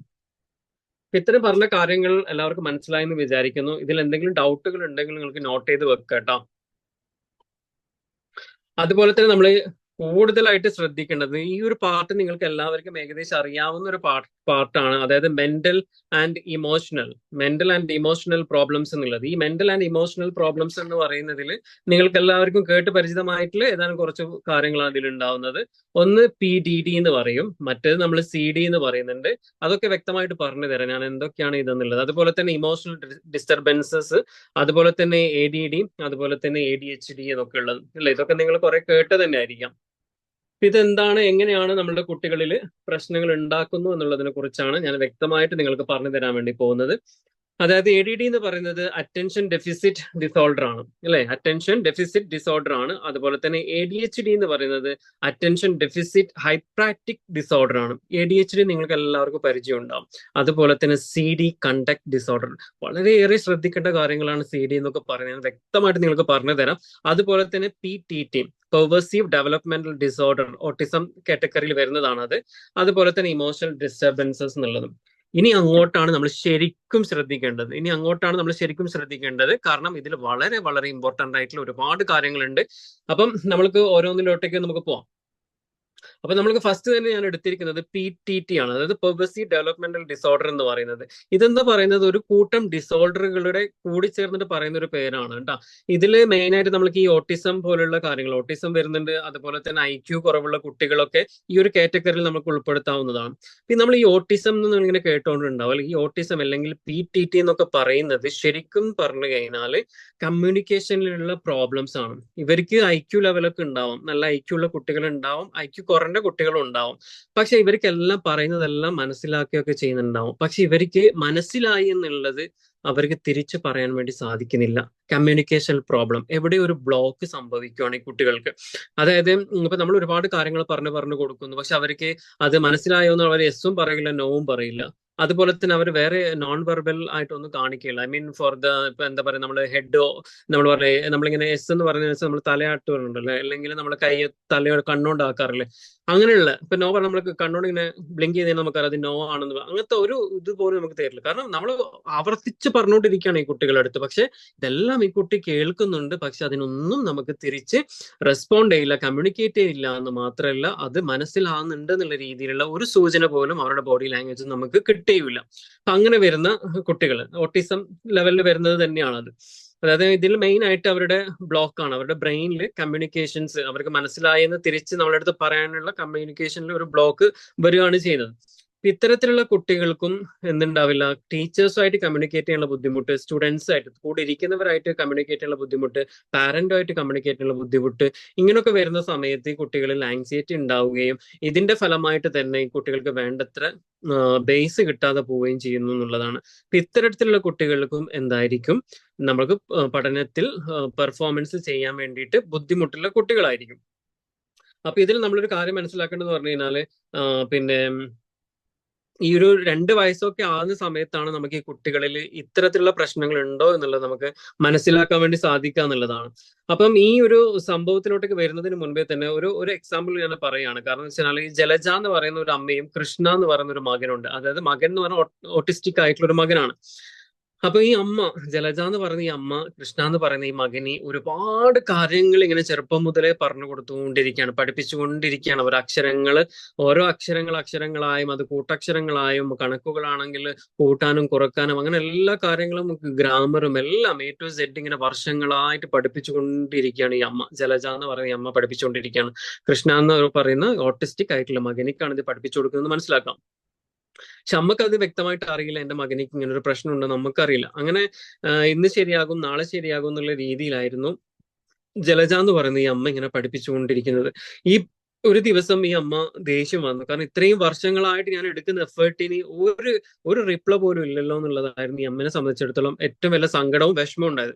ഈ അമ്മ എന്ത് ചെയ്തു എന്ന് പറഞ്ഞു കഴിഞ്ഞാല്, ഈ പഠിപ്പിക്കുന്നതിനിടയിൽ കുറെ ആവർത്തിച്ച് ചോദിച്ചൊന്നും റെസ്പോണ്ട് ചെയ്യാത്ത സമയത്ത് ആ പഠിപ്പിക്കുന്ന ബുക്സ് എടുത്ത് വലിച്ചെറിഞ്ഞിട്ട് പറഞ്ഞു, ഇതോടുകൂടി ഞാൻ നിർത്താണ്, ഇനി നിന്നെ ഞാൻ പഠിപ്പിക്കുന്നില്ല, എത്ര കാലങ്ങളായി ഞാൻ നിന്നെ പഠിപ്പിച്ചുകൊണ്ടിരിക്കുന്നു, എന്നെങ്കിലും ഒരു പ്രാവശ്യമെങ്കിലും ഒരു തവണയെങ്കിലും നീ എനിക്ക് അതിനുള്ള ഒരു സൂചന തന്നിരുന്നെങ്കിൽ, ഐ മീൻ പിന്നെ റെസ്പോണ്ട് ചെയ്തിരുന്നെങ്കിൽ എന്ന് ചോദിച്ച അമ്മ സങ്കടത്തോടു കൂടി, വളരെ വിഷമത്തോടു കൂടി അമ്മ അവിടെ നിന്ന് എണീറ്റ് പോയി ബെഡ്റൂമിൽ പോയി കടന്ന് അമ്മ പൊട്ടി കരയായിരുന്നു. കാരണം അമ്മയെ സംബന്ധിച്ചിടത്തോളം വല്ലാത്ത സങ്കടം തോന്നി. കാരണം ഇത്രയും വർഷം എടുത്ത എഫേർട്ടിൽ ഒരു ഇതും ഇല്ലല്ലോ എന്നുള്ളതായിരുന്നു ഈ അമ്മക്ക് ഉണ്ടായിട്ടുള്ള ഏറ്റവും വലിയ സങ്കടം. കുറച്ച് കഴിഞ്ഞ സമയത്ത് അമ്മയല്ലേ, നമ്മൾക്കറിയാലേ, എത്രത്തോളം ദേഷ്യം പിടിച്ചാലും വാശി പിടിച്ചാലും അമ്മക്ക് മക്കളോട് കൂടുതൽ പിണങ്ങിയിരിക്കാൻ പറ്റില്ല എന്നുള്ളത്. ഈ അമ്മ എന്ത് ചെയ്തു എന്ന് വെച്ച് കഴിഞ്ഞാൽ, അമ്മ തിരിച്ച് വീണ്ടും മകന്റെ അടുത്തേക്ക് വരുവാണ്. മകന്റെ അടുത്തേക്ക് വരുന്ന സമയത്ത് ഈ പഠിപ്പിക്കുന്ന സ്ഥലത്ത് ഈ മകൻ ഇല്ല, ആദ്യം ഉണ്ടായ സ്ഥലത്ത് മകനെ കാണുന്നില്ല. അവിടെയുള്ള കമ്പ്യൂട്ടർ ഓൺ ചെയ്ത് വെച്ചിട്ടുണ്ട്. ഈ അമ്മ ഈ കമ്പ്യൂട്ടറിൽ പോയി നോക്കുന്ന സമയത്ത് ആ മകൻ ആ കമ്പ്യൂട്ടറിൽ എഴുതി വെച്ചിരിക്കുന്ന ഒരു വേർഡ് ആയിരുന്നു, സെന്റൻസ് ആയിരുന്നു, അമ്മ please be patient, I will be better. അല്ലെ, അമ്മ ക്ഷമയോട് കാത്തിരിക്കും, ഞാൻ നല്ലൊരു ചേഞ്ചോട് കൂടി വരും എന്നുള്ള, ഐ വിൽ ബി ബെറ്റർ എന്നുള്ള രീതിയിൽ ആ മകൻ ടൈപ്പ് ചെയ്ത് വെച്ചിരിക്കുകയാണ്. ആ അമ്മയെ സംബന്ധിച്ചിടത്തോളം ഭയങ്കര സങ്കടവും സന്തോഷവും നിറഞ്ഞ അമ്മ ഒരുപാട് പൊട്ടിക്കരഞ്ഞ മകന്റെ റൂമിലേക്ക് ഓടിച്ചെല്ലെങ്കിൽ മകനെ എന്താ പറയാ ഹഗ് ചെയ്യും കരഞ്ഞുകൊണ്ടിരിക്കുമായിരുന്നു. കാരണം ഈ അമ്മ പറഞ്ഞു, ഇത്ര നാളുമായിട്ട് ഇതെല്ലാം അറിഞ്ഞിട്ടും ഒരിക്കൽ പോലും നീ എൻ്റെ അടുത്ത് പറഞ്ഞില്ലല്ലോ എന്നുള്ളത്. കാരണം ഈ മകന് ഓട്ടിസ്റ്റിക് ആയിട്ടുള്ള ഒരു കുട്ടിയാണ്. ആ കുട്ടിക്ക് കമ്മ്യൂണിക്കേഷനിൽ ബ്ലോക്ക് സംഭവിക്കുന്നു. ആ കുട്ടിക്ക് ഐക്യൂന് യാതൊരു പ്രോബ്ലം ഇല്ല. നമ്മൾ ഇത്രയും ശരി, അമ്മ പഠിപ്പിച്ചു കൊടുത്ത എല്ലാ കാര്യങ്ങളും മകന് മനസ്സിലായിട്ടുണ്ട് എന്നുള്ളതാണ് ആ വേർഡിലൂടെ, ആ സ്റ്റേറ്റ്മെന്റിലൂടെ, സോറി, ആ സെന്റൻസിലൂടെ ഈ അമ്മക്ക് മനസ്സിലാക്കാൻ വേണ്ടി സാധിച്ചിട്ടുള്ളത്. ഈ അമ്മയും മകനും കൂടിയിട്ട് ഒരുപാട് ഓട്ടിസത്തെ കുറിച്ചിട്ടുള്ള ബുക്സുകൾ എഴുതി തുടങ്ങി. ഈ അമ്മ മാത്രമായിട്ട് ഒരുപാട് ബുക്സുകൾ എഴുതി തുടങ്ങി, ഈ മകൻ മാത്രമായിട്ട് ഒരു ബുക്സുകൾ എഴുതി തുടങ്ങി, പബ്ലിഷ് ചെയ്തിട്ടുണ്ടായിരുന്നു. അതിലെ ഒരു ബുക്സ് ആണ് എ മദർ ജേർണൽ എന്ന് പറഞ്ഞിട്ടൊരു ബുക്ക്. അത് ഓൺലൈനിലൊക്കെ അവൈലബിൾ ആണ്. ആൾക്ക് വായിക്കാൻ പറ്റുന്ന ആൾക്കാരാണെങ്കിൽ എടുത്ത് വായിക്കുന്നത് നല്ലതായിരിക്കും. കാരണം ഒരുപാട് കാര്യങ്ങൾ അതിലൂടെ നമുക്ക് മനസ്സിലാക്കാൻ വേണ്ടി സാധിക്കും എന്നുള്ളതാണ്. അപ്പൊ നമ്മൾ മനസ്സിലാക്കേണ്ടത്, നമ്മളുടെ കുട്ടി ഓട്ടിസ്റ്റിക് ആണെങ്കിലും ഇനി എന്ത് പ്രോബ്ലത്തിലുള്ള കുട്ടിയാണെങ്കിൽ പോലും അതിനെ മനസ്സിലാക്കി അതിനാവശ്യമായിട്ടുള്ള കാര്യങ്ങൾ ചെയ്തു കൊടുക്കുന്നതോടു കൂടി നമ്മൾക്ക് നിലവിലുള്ള അവസ്ഥയിൽ നിന്ന് ബെറ്റർ ആയിട്ടുള്ള ഒരു അവസ്ഥയിലേക്ക് കൊണ്ടുവരാൻ സാധിക്കും എന്നുള്ളതാണ്. അല്ലെ, നമ്മൾ നത്തിങ് ഇസ് ഇമ്പോസിബിൾ എന്ന് പറയുന്നതിന്റെ ഒക്കെ ചില ഉദാഹരണങ്ങളാണ് ഈ പറയുന്ന ഓരോ കാര്യങ്ങൾ. അല്ലെ, അപ്പൊ നമ്മൾ എങ്ങനെയൊക്കെയാണ് പോളിഷ് ചെയ്യുന്നത് നമ്മളുടെ കുട്ടികളെ, നമ്മൾ എത്രത്തോളം ഒരു പോളിഷ് ചെയ്യുന്ന അത്രത്തോളം വജ്രമായി തിളങ്ങിക്കൊണ്ടിരിക്കുന്നവരാണ് നമ്മുടെ മക്കൾ എന്ന് പറയുന്നത്. ഈ ലോകത്ത് ഒരു കഴിവുകളും ഇല്ലാതെ ഒരു കുട്ടിയും ജനിക്കുന്നില്ല എന്ന് വിശ്വസിക്കാൻ ആഗ്രഹിക്കുന്ന ഒരാളാണ് ഞാൻ. കാരണം എന്ന് വെച്ചാൽ ഇങ്ങനെ പറയാനുള്ള കാരണം, ഈ അടുത്തിടെയായിട്ട് എനിക്കുണ്ടായിട്ടുള്ള ഒരു അനുഭവം എന്ന് പറഞ്ഞു കഴിഞ്ഞാൽ, ഒരു അമ്മയ്ക്ക് കൗൺസിലിങ്ങിന് വേണ്ടിയിട്ടായിരുന്നു ക്ലിനിക്കിലേക്ക് എൻ്റെ അടുത്ത് കൊണ്ടുവന്നത്. അപ്പൊ ക്ലിനിക്കിൽ നമ്മളിങ്ങനെ കൗൺസിലിംഗ് ചെയ്തുകൊണ്ടിരിക്കുന്ന സമയത്ത് അമ്മയോട് ഒരുപാട് കാര്യങ്ങൾ ചോദിച്ചു, വിഷമങ്ങൾ. കാരണം ഒരു പെട്ടെന്നായിരുന്നു ക്യാരക്ടറിൽ വന്ന ചേഞ്ചസ് ആയിരുന്നു. ഭയങ്കര സങ്കടമാണ്, പെട്ടെന്ന് കരണ്ട് കൊണ്ടേയിരിക്കും, ആരുടെ അടുത്തൊന്നും കൂടുതൽ സംസാരിക്കില്ല, എന്ത് ചോദിച്ചാലും സങ്കടം മാത്രം എന്നായിരുന്നു കൊണ്ടുവന്ന ആൾക്കാർ പറഞ്ഞത്. നമ്മൾ ഇവരെ പിന്നെ കൗൺസിലിംഗ് ചെയ്ത് വരുമ്പോഴാണ് മനസ്സിലായത് ഇവർക്ക് ഓട്ടിസ്റ്റിക് ആയിട്ടുള്ള ഒരു കുട്ടിയുണ്ടെന്നും, ഈ കുട്ടിയെ ആലോചിച്ചിട്ടാണ് എത്രയോ വർഷങ്ങൾ കാത്തിരുന്ന് ഒരുപാട് ട്രീറ്റ്മെന്റ് എടുത്തിട്ടാണ് ഈ കുട്ടിയെ കിട്ടിയിരിക്കുന്നത്. അല്ലെ, ഇങ്ങനെ ഒരു കുട്ടിയെ കിട്ടിയത് ഇങ്ങനെയായി. അതാണെങ്കിൽ മറ്റുള്ള കുട്ടികൾക്ക് പല കഴിവുകളുണ്ട്, എന്റെ മകൾക്ക് യാതൊരു കഴിവുമില്ല എന്ന്. അതായിരുന്നു ആ അമ്മ പറഞ്ഞിട്ടുള്ളത്. അതാണ് അമ്മയുടെ ഏറ്റവും വലിയ സങ്കടം. അപ്പൊ ഈ അമ്മ പറഞ്ഞത്, മറ്റുള്ള കുട്ടികളൊക്കെ കാണുമ്പോൾ അവർക്ക് എന്തെങ്കിലും ഉണ്ട്, പക്ഷെ എന്റെ മകൾക്ക് ദൈവം ഒന്നും കൊടുത്തിട്ടില്ല, ഒരു കഴിവും കൊടുത്തിട്ടില്ല എന്നുള്ളതാണ്. അപ്പൊ ഞാൻ അമ്മയുടെ അടുത്ത് പറഞ്ഞൊരു കാര്യമാണ്, അമ്മ പിന്നെ ഒരു കുട്ടിയും കഴിവുകളില്ലാതെ ജനിക്കുന്നില്ല, ഒരു പക്ഷെ നമ്മൾ കണ്ടെത്തിയിട്ടുണ്ടാവില്ല, നമ്മൾ കണ്ടെത്തണമെന്ന് പറഞ്ഞു. അപ്പൊ അതിനുള്ള ആക്ടിവിറ്റീസ് കാര്യങ്ങളൊക്കെ ചെയ്ത് നമ്മൾ ഒരു കുറച്ച് കാലത്തേക്കുള്ള ഒരു പ്രോസസ്സിലൂടെ നമ്മൾ പോയി കഴിഞ്ഞതിന് ശേഷം നമുക്ക് കിട്ടിയിട്ടുള്ള വലിയൊരു റിസൾട്ടാണ് ആ കുട്ടിയിൽ ചിത്രം വരയ്ക്കാനുള്ള കഴിവുണ്ടായിരുന്നു എന്നുള്ളത്. ആ കുട്ടിയെ കളറിന്റെ ലോകത്തേക്ക്, ആ കുട്ടിയെ അതുപോലത്തെ സ്കൂളുകളിലേക്ക് വിട്ടതിന് ശേഷം ആ കുട്ടി മനോഹരമായിട്ട്, അതിമനോഹരമായിട്ട് ചിത്രങ്ങൾ വരക്കും എന്നുള്ളതാണ്. അതും പേപ്പറിൽ മാത്രമല്ല, ആ കുട്ടി പിന്നെ നമ്മൾ എഗ്ഗിന്റെ അതുപോലെ തന്നെ എന്തൊക്കെ സാധനങ്ങൾ കിട്ടുന്നു അതിനൊക്കെ ഒരു പ്രത്യേക രീതിയിൽ മോഡിഫൈ ചെയ്തിട്ട് അതിന്റെ മുകളിലെല്ലാം ചിത്രം വരക്കുന്നു എന്നുള്ളതാണ് ആ കുട്ടിയുടെ ഏറ്റവും വലിയ പ്രത്യേകത. അപ്പം അതുകൊണ്ടാണ് ഞാൻ പറഞ്ഞത്, ഈ ലോകത്ത് ഒരു കുട്ടിയും ഒരു കഴിവുകളും ഇല്ലാതെ ജനിക്കുന്നില്ല. പക്ഷേ നമ്മൾ ആസ് എ പാരന്റ് എന്നുള്ള രീതിയിൽ, മാതാപിതാക്കളായിട്ടുള്ള നമ്മളാണ് കുട്ടിയെ മനസ്സിലാക്കുകയും അവർക്ക് എന്തെങ്കിലും കഴിവുകളുണ്ടോ എന്നുള്ളത് പോളിഷ് ചെയ്തെടുക്കുകയും ചെയ്യേണ്ടത് നമ്മളുടെ റെസ്പോൺസിബിലിറ്റി ആണെന്നുള്ളത്. ഇത്തരത്തിലുള്ള കാര്യങ്ങൾ പറയുന്ന സമയത്ത് നിങ്ങൾ മനസ്സിലാക്കേണ്ട ഒരു കാര്യം, നമ്മളുടെ മക്കൾക്കുള്ള പ്രശ്നങ്ങൾ 1-2 സ്ഥലങ്ങളിൽ മാത്രം ഡിസ്കസ് ചെയ്തുകൊണ്ട് ഒഴിവാക്കരുത്. നമ്മളുടെ റിസൾട്ട് കാണുന്ന ആ ഒരു സമയം വരെ ഇതിന്റെ പിന്നിൽ പ്രവർത്തിച്ചു കൊണ്ടിരിക്കണം. കാരണം ഇതുപോലത്തെ പ്രശ്നങ്ങളൊക്കെ ഉള്ള കുട്ടികളിൽ സ്ലോ ആയിട്ടായിരിക്കും ലേൺ ചെയ്യുന്നുണ്ടാവാം. ഓരോ കുട്ടികളിലും വ്യത്യസ്തമായ രീതിയിലാണ് പഠനത്തെ പോളിഷ് ചെയ്ത് കൊണ്ടുവരാൻ വേണ്ടി സാധിക്കുക എന്നുള്ളതാണ്. ചില കുട്ടികളിൽ വെറും 1-2 അക്ഷരങ്ങൾ മാത്രമായിരിക്കും കിട്ടാതെ വരുന്നുണ്ടാവും. ചില കുട്ടികളിൽ ഒരുപാട് അക്ഷരങ്ങൾ മിസ് ചെയ്ത് പോകുന്നുണ്ടാവും, കിട്ടാതെ വരുന്നുണ്ടാവും. അപ്പൊ ഇതൊക്കെ നമ്മൾ മനസ്സിലാക്കി കൊണ്ടുവേണം ഓരോ കുട്ടിക്കും അനുസൃതമായ രീതിയിലാണ് നമ്മൾ അവരുടെ എഡ്യൂക്കേഷണൽ സിസ്റ്റം പ്ലാൻ ചെയ്യേണ്ടത് എന്നുള്ളതാണ് ഞാൻ പറഞ്ഞു വരുന്നത്. ഇത്രയും ഇതുവരെയുള്ള കാര്യങ്ങളെല്ലാം നിങ്ങൾക്ക് മനസ്സിലായി എന്ന് വിചാരിക്കുന്നു. ഇപ്പൊ അതുപോലെ തന്നെ നമ്മൾ നേരത്തെ പറഞ്ഞ PDT എന്നുള്ളത് നിങ്ങൾക്ക് മനസ്സിലായി. ഇനിയിപ്പോ നമ്മൾ പറയുന്നത് വളരെ ഇമ്പോർട്ടന്റ് ആയിട്ടുള്ള, കുറച്ചും കൂടെ സീരിയസ് ആയിട്ടുള്ള ഒരു കാര്യമാണ് CD എന്ന് പറയുന്നത്. അല്ലെ, CD എന്ന് പറഞ്ഞാൽ കണ്ടക്ട് ഡിസോർഡർ, പെരുമാറ്റ വൈകല്യം എന്ന് നമുക്ക് പറയാം. അല്ലെ, എന്താണ് ഈ പെരുമാറ്റ വൈകല്യം എന്ന് പറയുന്നത്? ഇത് നമ്മൾ ഈ പെരുമാറ്റ വൈകല്യം ഒക്കെ ആണെന്ന് ഉറപ്പിക്കണമെങ്കിൽ കുട്ടി ഏകദേശം ഒരു 12 വയസ്സെങ്കിലും എത്തിയിരിക്കണം. അപ്പോഴാണ് നമ്മൾക്ക് ഒരു പെരുമാറ്റ വൈകല്യം CD, കണ്ടക്ട് ഡിസോർഡർ ഉണ്ടോ എന്നുള്ളത് വ്യക്തമായിട്ട് നമുക്ക് എന്ത് ചെയ്യാൻ പറ്റുള്ളൂ, മനസ്സിലാക്കാൻ വേണ്ടി സാധിക്കുള്ളൂ. അപ്പം ഇത്തരത്തിലുള്ള കുട്ടികൾ എന്ന് പറഞ്ഞാൽ പക്ക പെരുമാറ്റ വൈകല്യം തന്നെയാണ്. അല്ലെ, ബ്രെയിനിന്റെ അകത്തുള്ള ചില കെമിക്കൽ ചേഞ്ചസ് കൊണ്ടാണ് ഈ കുട്ടികളിൽ പെരുമാറ്റ വൈകല്യം ഉണ്ടാകുന്നു എന്നുള്ളതാണ് നമ്മൾ മനസ്സിലാക്കേണ്ടത്. ചിലത് ജന്മനാൽ തന്നെ സംഭവിച്ചേക്കാം എന്നുള്ളതുണ്ട്. ഈ ഇത്തരത്തിലുള്ള കുട്ടികളുടെ ചിന്താഗതികൾ എന്ന് പറഞ്ഞാൽ ക്രിമിനൽ ആയിട്ടുള്ള മെന്റാലിറ്റി ആയിരിക്കും കുട്ടികളിൽ, അല്ലെ? അതുപോലെ തന്നെ റിവെഞ്ച് ആയിട്ടുള്ള ചിന്താഗതികളും കൂടുതലുണ്ടാകും. എങ്ങനെയെങ്കിലും ദ്രോഹിക്കണം, മറ്റുള്ളവരെ ദ്രോഹിക്കണം എന്നുള്ളത്, അത് അറിയാതെ എന്നല്ല സംഭവിക്കുന്നു, അറിഞ്ഞുകൊണ്ട് തന്നെ ഉപദ്രവിക്കുന്ന ആൾക്കാരുണ്ടാവും, അല്ലെ? അവൻ മരിക്കുമെന്ന് അറിഞ്ഞിട്ടും അവനെ കൊല്ലാൻ വേണ്ടി തയ്യാറാകുന്ന ഒരു മനസ്ഥിതിയുള്ള കുട്ടികൾ ഉണ്ടാവുന്നുണ്ട്, അല്ലെ? നമ്മൾ ഒരുപാട് കേസുകൾ കണ്ടിട്ടുണ്ടാവും. പിന്നെ സ്വന്തം മാതാവിനെ അടിച്ച് മുറിവേൽപ്പിക്കുന്നു, അല്ലെങ്കിൽ പിന്നെ നമ്മൾ കുറെ ന്യൂസ് കേട്ടിരുന്നതാണ്. മുത്തശ്ശിയും ഫുഡും കാര്യങ്ങളെല്ലാം കൊടുത്ത് ഇങ്ങനെ വളർത്തിക്കൊണ്ടിരിക്കുന്ന സമയത്ത് അവരെ തന്നെ പിന്നെ മറ്റു ഉപദ്രവിക്കുന്നതും അവരെ ഈ ഭൂമിയിൽ നിന്ന് ഇല്ലാതാക്കാൻ വേണ്ടി ശ്രമിക്കുന്നതും ഇതൊക്കെ നമ്മൾ കേട്ടിരുന്നു. ഇതൊക്കെ ഈ CD ലെവലിൽ വരുന്ന കുട്ടികളാണ്. അപ്പൊ അതുകൊണ്ടാണ് ഞാൻ പറഞ്ഞത് കുറച്ചും കൂടെ നമ്മൾ സീരിയസ് ആയിട്ട് എടുക്കേണ്ട ഒരു സംഭവമാണ് CD, അതായത് കണ്ടക്ട് ഡിസോർഡർ, പെരുമാറ്റ വൈകല്യം എന്ന് പറയുന്നത്. ഇത്തരത്തിലുള്ള കുട്ടികൾക്ക് ഞാൻ പറഞ്ഞു ക്രിമിനൽ ചിന്താഗതി ആയിരിക്കും. അതുപോലെ തന്നെ ഇത്തരത്തിലുള്ള കുട്ടികൾക്ക് ആരോടും വലിയ അറ്റാച്ച്മെന്റ് ഒന്നും ഉണ്ടാവില്ല, ആരോടും വലിയ സ്നേഹം തോന്നണമെന്നും ഇല്ല. പിന്നെ അതുപോലെ തന്നെ ഇത്തരത്തിലുള്ള കുട്ടികൾ എന്ന് പറഞ്ഞു കഴിഞ്ഞാൽ പിന്നെ നമ്മൾക്ക് ചിലതൊക്കെ നമ്മൾക്ക് കുട്ടികളാകുന്ന സമയത്ത് കയ്യിൽ കിട്ടുന്നതൊക്കെ വീണ് പൊട്ടാന്നൊക്കെ സ്വാഭാവികമാണ്, അല്ലെ? ഇത്തരത്തിലുള്ള കുട്ടികൾ CD ഉള്ള കുട്ടികളാണെങ്കിൽ വിലപിടിപ്പുള്ള സാധനമാണെന്ന് അറിഞ്ഞിട്ടും അത് സ്വന്തം ഇത് പ്രകാരം തന്നെ അറിവോട് കൂടി തന്നെ ഇട്ട് നശിപ്പിക്കുന്ന ഒരു അവസ്ഥകൾ, ഇതൊക്കെ ഇവരിൽ കാണുന്നതാണ്. ഇതിനൊക്കെയാണ് നമ്മൾ പറയുന്നത് CD എന്ന് പറയുന്നത്. ഇത്തരത്തിലുള്ള കുട്ടികൾ നല്ല ബുദ്ധിയുള്ളവരായിരിക്കും, പക്ഷെ നല്ല കാര്യത്തിന് വേണ്ടി ഉപയോഗിക്കില്ല എന്നുള്ളതാണ് ഇവരുടെ ഏറ്റവും വലിയ പ്രത്യേകത. ഇവര് നല്ല കൂർപ്പ ബുദ്ധിയുള്ളവരായിരിക്കും, പക്ഷെ ക്രിമിനൽ മൈൻഡാണ് ഇവർക്ക് ഉണ്ടാവുക. അത് മാത്രമല്ല, ഇത്തരത്തിലുള്ള കുട്ടികൾ ചെയ്യുന്നൊരു പരിപാടി എന്ന് പറയുന്നത് മറ്റുള്ളവരെ ദ്രോഹിച്ച് നടക്കുന്നതിനോടൊപ്പം തന്നെ പിന്നെ ഇത്തരത്തിലുള്ള കുട്ടികൾക്ക് പഠനത്തിനോടൊന്നും ഒട്ടും താല്പര്യം ഉണ്ടാവില്ല. ഇവരെ ചിന്തിക്കുന്നതെല്ലാം വേറെ രീതിയിലാണ്. ഇവരുടെ ഇൻട്രസ്റ്റിംഗ് മേഖല എന്ന് പറയുന്നത് വേറെയാണ്. പഠനമോ കാര്യങ്ങളുമായിട്ടൊന്നും ഇവർക്ക് ഒരു കണക്ഷൻസ് ഉണ്ടാവില്ല. അതുകൊണ്ട് ഇത്തരത്തിലുള്ള കുട്ടികൾക്ക് എന്ത് സംഭവിക്കുന്നു? പഠനത്തിൽ പിന്നോക്കാവസ്ഥയിലേക്ക് നിൽക്കുന്നു എന്നുള്ളതാണ് ഞാൻ പറഞ്ഞു വന്നത്. ഇത്തരത്തിൽ CD അനുഭവിക്കുന്ന കുട്ടികൾ അല്ലെങ്കിൽ CD കാറ്റഗറിയിൽ വരുന്ന കുട്ടികൾക്ക് നമ്മൾ എന്ത് ചെയ്യണമെന്ന് ചോദിച്ചു കഴിഞ്ഞാൽ അവരോട് മാക്സിമം സ്നേഹത്തോടു കൂടി ഇടപെടാൻ വേണ്ടി നമ്മൾ ശ്രമിക്കുക. അതുപോലെ തന്നെ പിന്നെ നമ്മൾക്ക് എന്താ പറയാം, ഈ CD എന്ന് പറയുന്ന പെരുമാറ്റ വൈകല്യം എന്ന് പറയുന്നത് ഏറെക്കുറെ കംപ്ലീറ്റ്ലി മാറ്റാൻ പറ്റുമോ എന്ന് ചോദിച്ചു കഴിഞ്ഞാൽ we are not sure about it. പക്ഷെ നമുക്ക് മാക്സിമം ചെയ്യാം എന്നുള്ളതാണ്. അപ്പൊ എന്തൊക്കെയാണ് നമുക്ക് മാക്സിമം ചെയ്യേണ്ടതെന്ന് ചോദിച്ചു കഴിഞ്ഞാൽ കൗൺസിലിംഗ് നമുക്ക് കൊടുക്കണം. അതുപോലെ തന്നെ നമ്മൾക്ക് കൊടുക്കാൻ പറ്റുന്നതാണ് മെഡിക്കേഷൻ കൊടുക്കണം. അതുപോലെ തന്നെ സപ്പോർട്ട് വേണം, അല്ലെ? ലവ് ആൻഡ് കെയർ വേണം. അതുപോലെ തന്നെ ഇത്തരത്തിലുള്ള കുട്ടികൾ എന്ത് ചെയ്യുന്ന സമയത്തും നമ്മൾ ഒരു പോസിറ്റീവ് സ്ട്രോക്സ് കൊടുത്തുകൊണ്ടിരിക്കണം, അല്ലെ?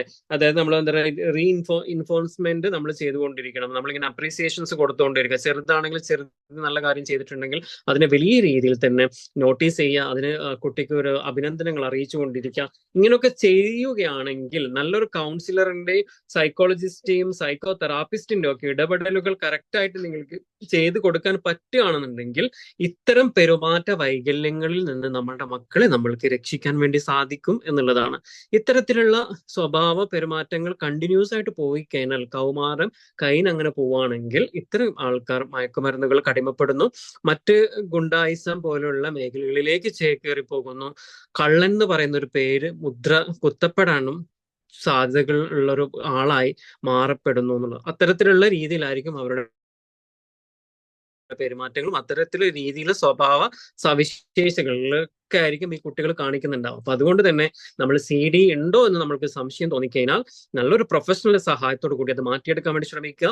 ഇന്ന് ശരിയാകും, നാളെ ശരിയാകും, മറ്റന്നാൾ ശരിയാകും എന്ന് പറഞ്ഞു കഴിഞ്ഞാൽ ഇത്തരത്തിലുള്ള മെന്റാലിറ്റി, ഇത്തരത്തിലുള്ള ബിഹേവിയറൽ ഡിസോർഡർ, പെരുമാറ്റ വൈകല്യത്തിൽ വരുന്ന കുട്ടികൾക്ക് മാറ്റങ്ങൾ ഉണ്ടാവില്ല. അത് അവർ വളർന്നതിനോടൊപ്പം തന്നെ അവരുടെ ഇത്തരത്തിലുള്ള പെരുമാറ്റ വൈകല്യങ്ങളും വളർന്നുകൊണ്ടേയിരിക്കുന്നു. ഞാൻ ഫസ്റ്റ് നിങ്ങളടുത്ത് പറഞ്ഞല്ലോ, ഇത്രയും കുട്ടികളുടെ കുറെ കാര്യങ്ങൾ പറഞ്ഞല്ലോ, അതിലൊക്കെ വരുന്ന ചില കാര്യങ്ങളാണിത്. ഇതിലൊക്കെ ഏറ്റക്കുറച്ചുകൾ സംഭവിക്കുമ്പോഴാണ് നമ്മൾ സീരിയസ് ആയിട്ട് എടുക്കേണ്ടത്. ഇതിപ്പോ ഞാൻ എടുത്തു പറഞ്ഞു, CD എന്ന് പറയുന്നത് 12 വയസ്സ് മുതലാണ് നമ്മൾ ഫിക്സ് ചെയ്യാൻ വേണ്ടി പോകുന്നത് കുട്ടികൾക്ക് ഇങ്ങനെ പ്രശ്നം. മറ്റ് നമ്മൾ സ്വാഭാവികമായിട്ടും ചെറിയ ക്ലാസ്സുകളിൽ ഉണ്ടാകുമ്പോൾ ഒന്ന് അവനെ അടിക്കും, ഒന്ന് ഇവനെ അടിക്കും, അല്ലെ? അവന്റെ റബ്ബർ എടുത്ത് നമ്മൾ കൊണ്ടുവരും, നമ്മളുടെ പെൻസിൽ എടുത്ത് അവൻ കൊണ്ടുപോകും, സ്വാഭാവികമാണ്. 12 വയസ്സ് മുതൽ അങ്ങോട്ടേക്കും ഇതേ ക്യാരക്ടർ ഭയങ്കരമായിട്ട് നിങ്ങൾ കാണുന്നുണ്ടെങ്കിൽ ബി സീരിയസ് ആയിട്ട് ശ്രദ്ധിക്കുക. നല്ലൊരു പ്രൊഫഷണൽ സൈക്കോളജിസ്റ്റ്, കൗൺസിലർ, സൈക്കോതെറാപ്പിസ്റ്റ് ഇത്തരത്തിലുള്ള ആൾക്കാരെ നിങ്ങൾ കൊണ്ട് കാണിച്ചിട്ട് അതിനുള്ള ആവശ്യമുള്ള ട്രീറ്റ്മെന്റ് എടുത്ത് ഈ കുട്ടികളുടെ ആ പെരുമാറ്റ വൈകല്യത്തിന് തോത് കുറച്ച് കൊണ്ടുവന്ന് നല്ലൊരു കുട്ടികളായി സമൂഹത്തിന് സമ്മാനിക്കാൻ വേണ്ടിയിട്ട് നമ്മളായിട്ടുള്ള ഓരോ പാരന്റ്സും ശ്രദ്ധിക്കണം എന്നുള്ളത് തന്നെയാണ് എടുത്തു പറയാനുള്ളത്. അതുപോലെ തന്നെ അടുത്തത് വരുന്നതാണ് നമ്മൾക്ക് ഇമോഷണൽ ഡിസ്റ്റർബൻസ്.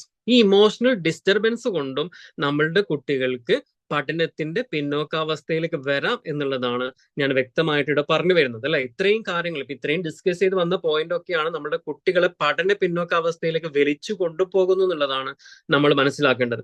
അപ്പൊ നമ്മൾ ഇമോഷണൽ ഡിസ്റ്റർബൻസ് എന്ന് പറയുന്ന സമയത്ത് എന്താണ് ഇമോഷണൽ ഡിസ്റ്റർബൻസിന്റെ അണ്ടറിൽ വരുന്നത്?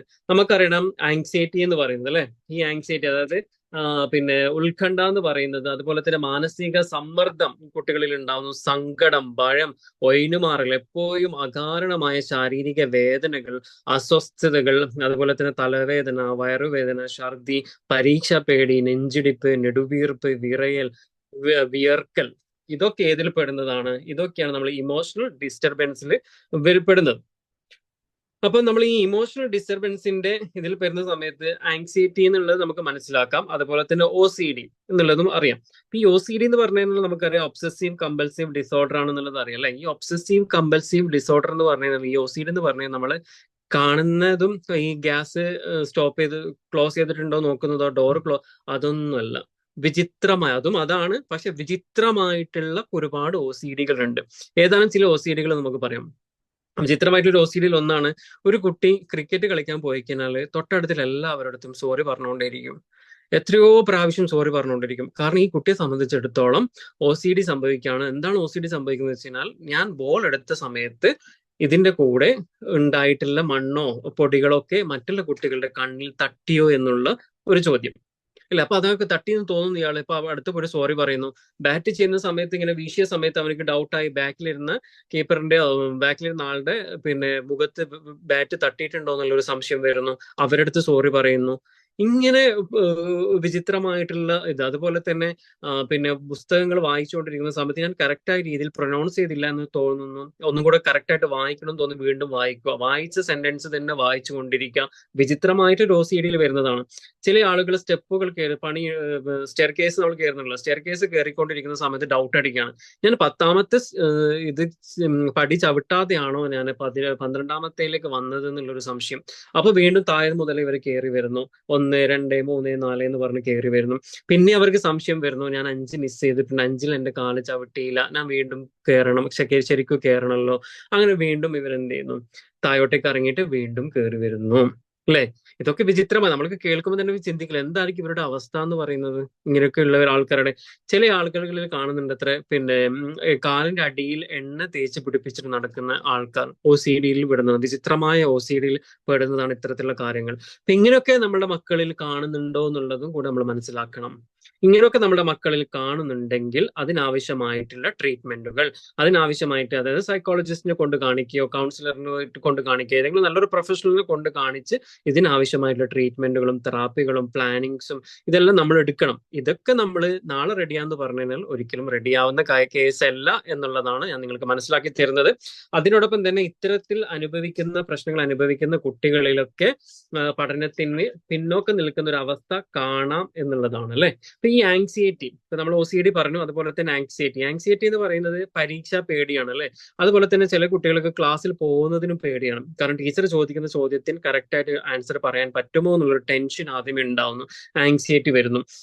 പിന്നെ അതുപോലെ തന്നെ പഠിക്കാൻ ഇരിക്കുമ്പോൾ ഒരു ടെൻഷൻ, കൈകാലുകൾ വിറക്കുന്നു, വിയർക്കാൻ തുടങ്ങുന്നു, ഭയങ്കര ടെൻഷനാണ് പഠിക്കാൻ ഇരിക്കുമ്പോൾ ഉണ്ടാവുന്നത്. ആങ്സൈറ്റി ഓവറാണ് അത്.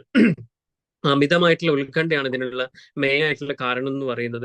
അപ്പം നമ്മൾ അതുപോലെ തന്നെ നമ്മൾ കേട്ടിട്ടുണ്ടാകുന്ന ഒരു കാര്യമാണ് മൺഡേ മോർണിംഗ് സിൻഡ്രം എന്ന് പറഞ്ഞിട്ട് അല്ലെ. നിങ്ങൾ എല്ലാവരും കേട്ടിട്ടുണ്ട്. എന്താണ് ഈ മൺഡേ മോർണിംഗ് സിൻഡ്രം എന്ന് പറയുന്നത്? നമ്മളുടെ കുട്ടികള് ഞായറാഴ്ച വരെ ചിരിച്ചും കളിച്ചും കടന്നുറങ്ങിയിട്ടുണ്ടാവും. തിങ്കളാഴ്ച രാവിലെ എത്തുന്ന സമയത്ത് പറയുന്നേക്കാം പല്ല് വേദനയാണ്, തലവേദനയാണ്, അല്ലെങ്കിൽ വയറുവേദനയാണ്, അല്ലെങ്കിൽ നടുവേദനയാണെന്ന് പറയും അല്ലെ. എന്നിട്ട് ഇങ്ങനെ കരയുന്നുണ്ടാവാം അല്ലെ.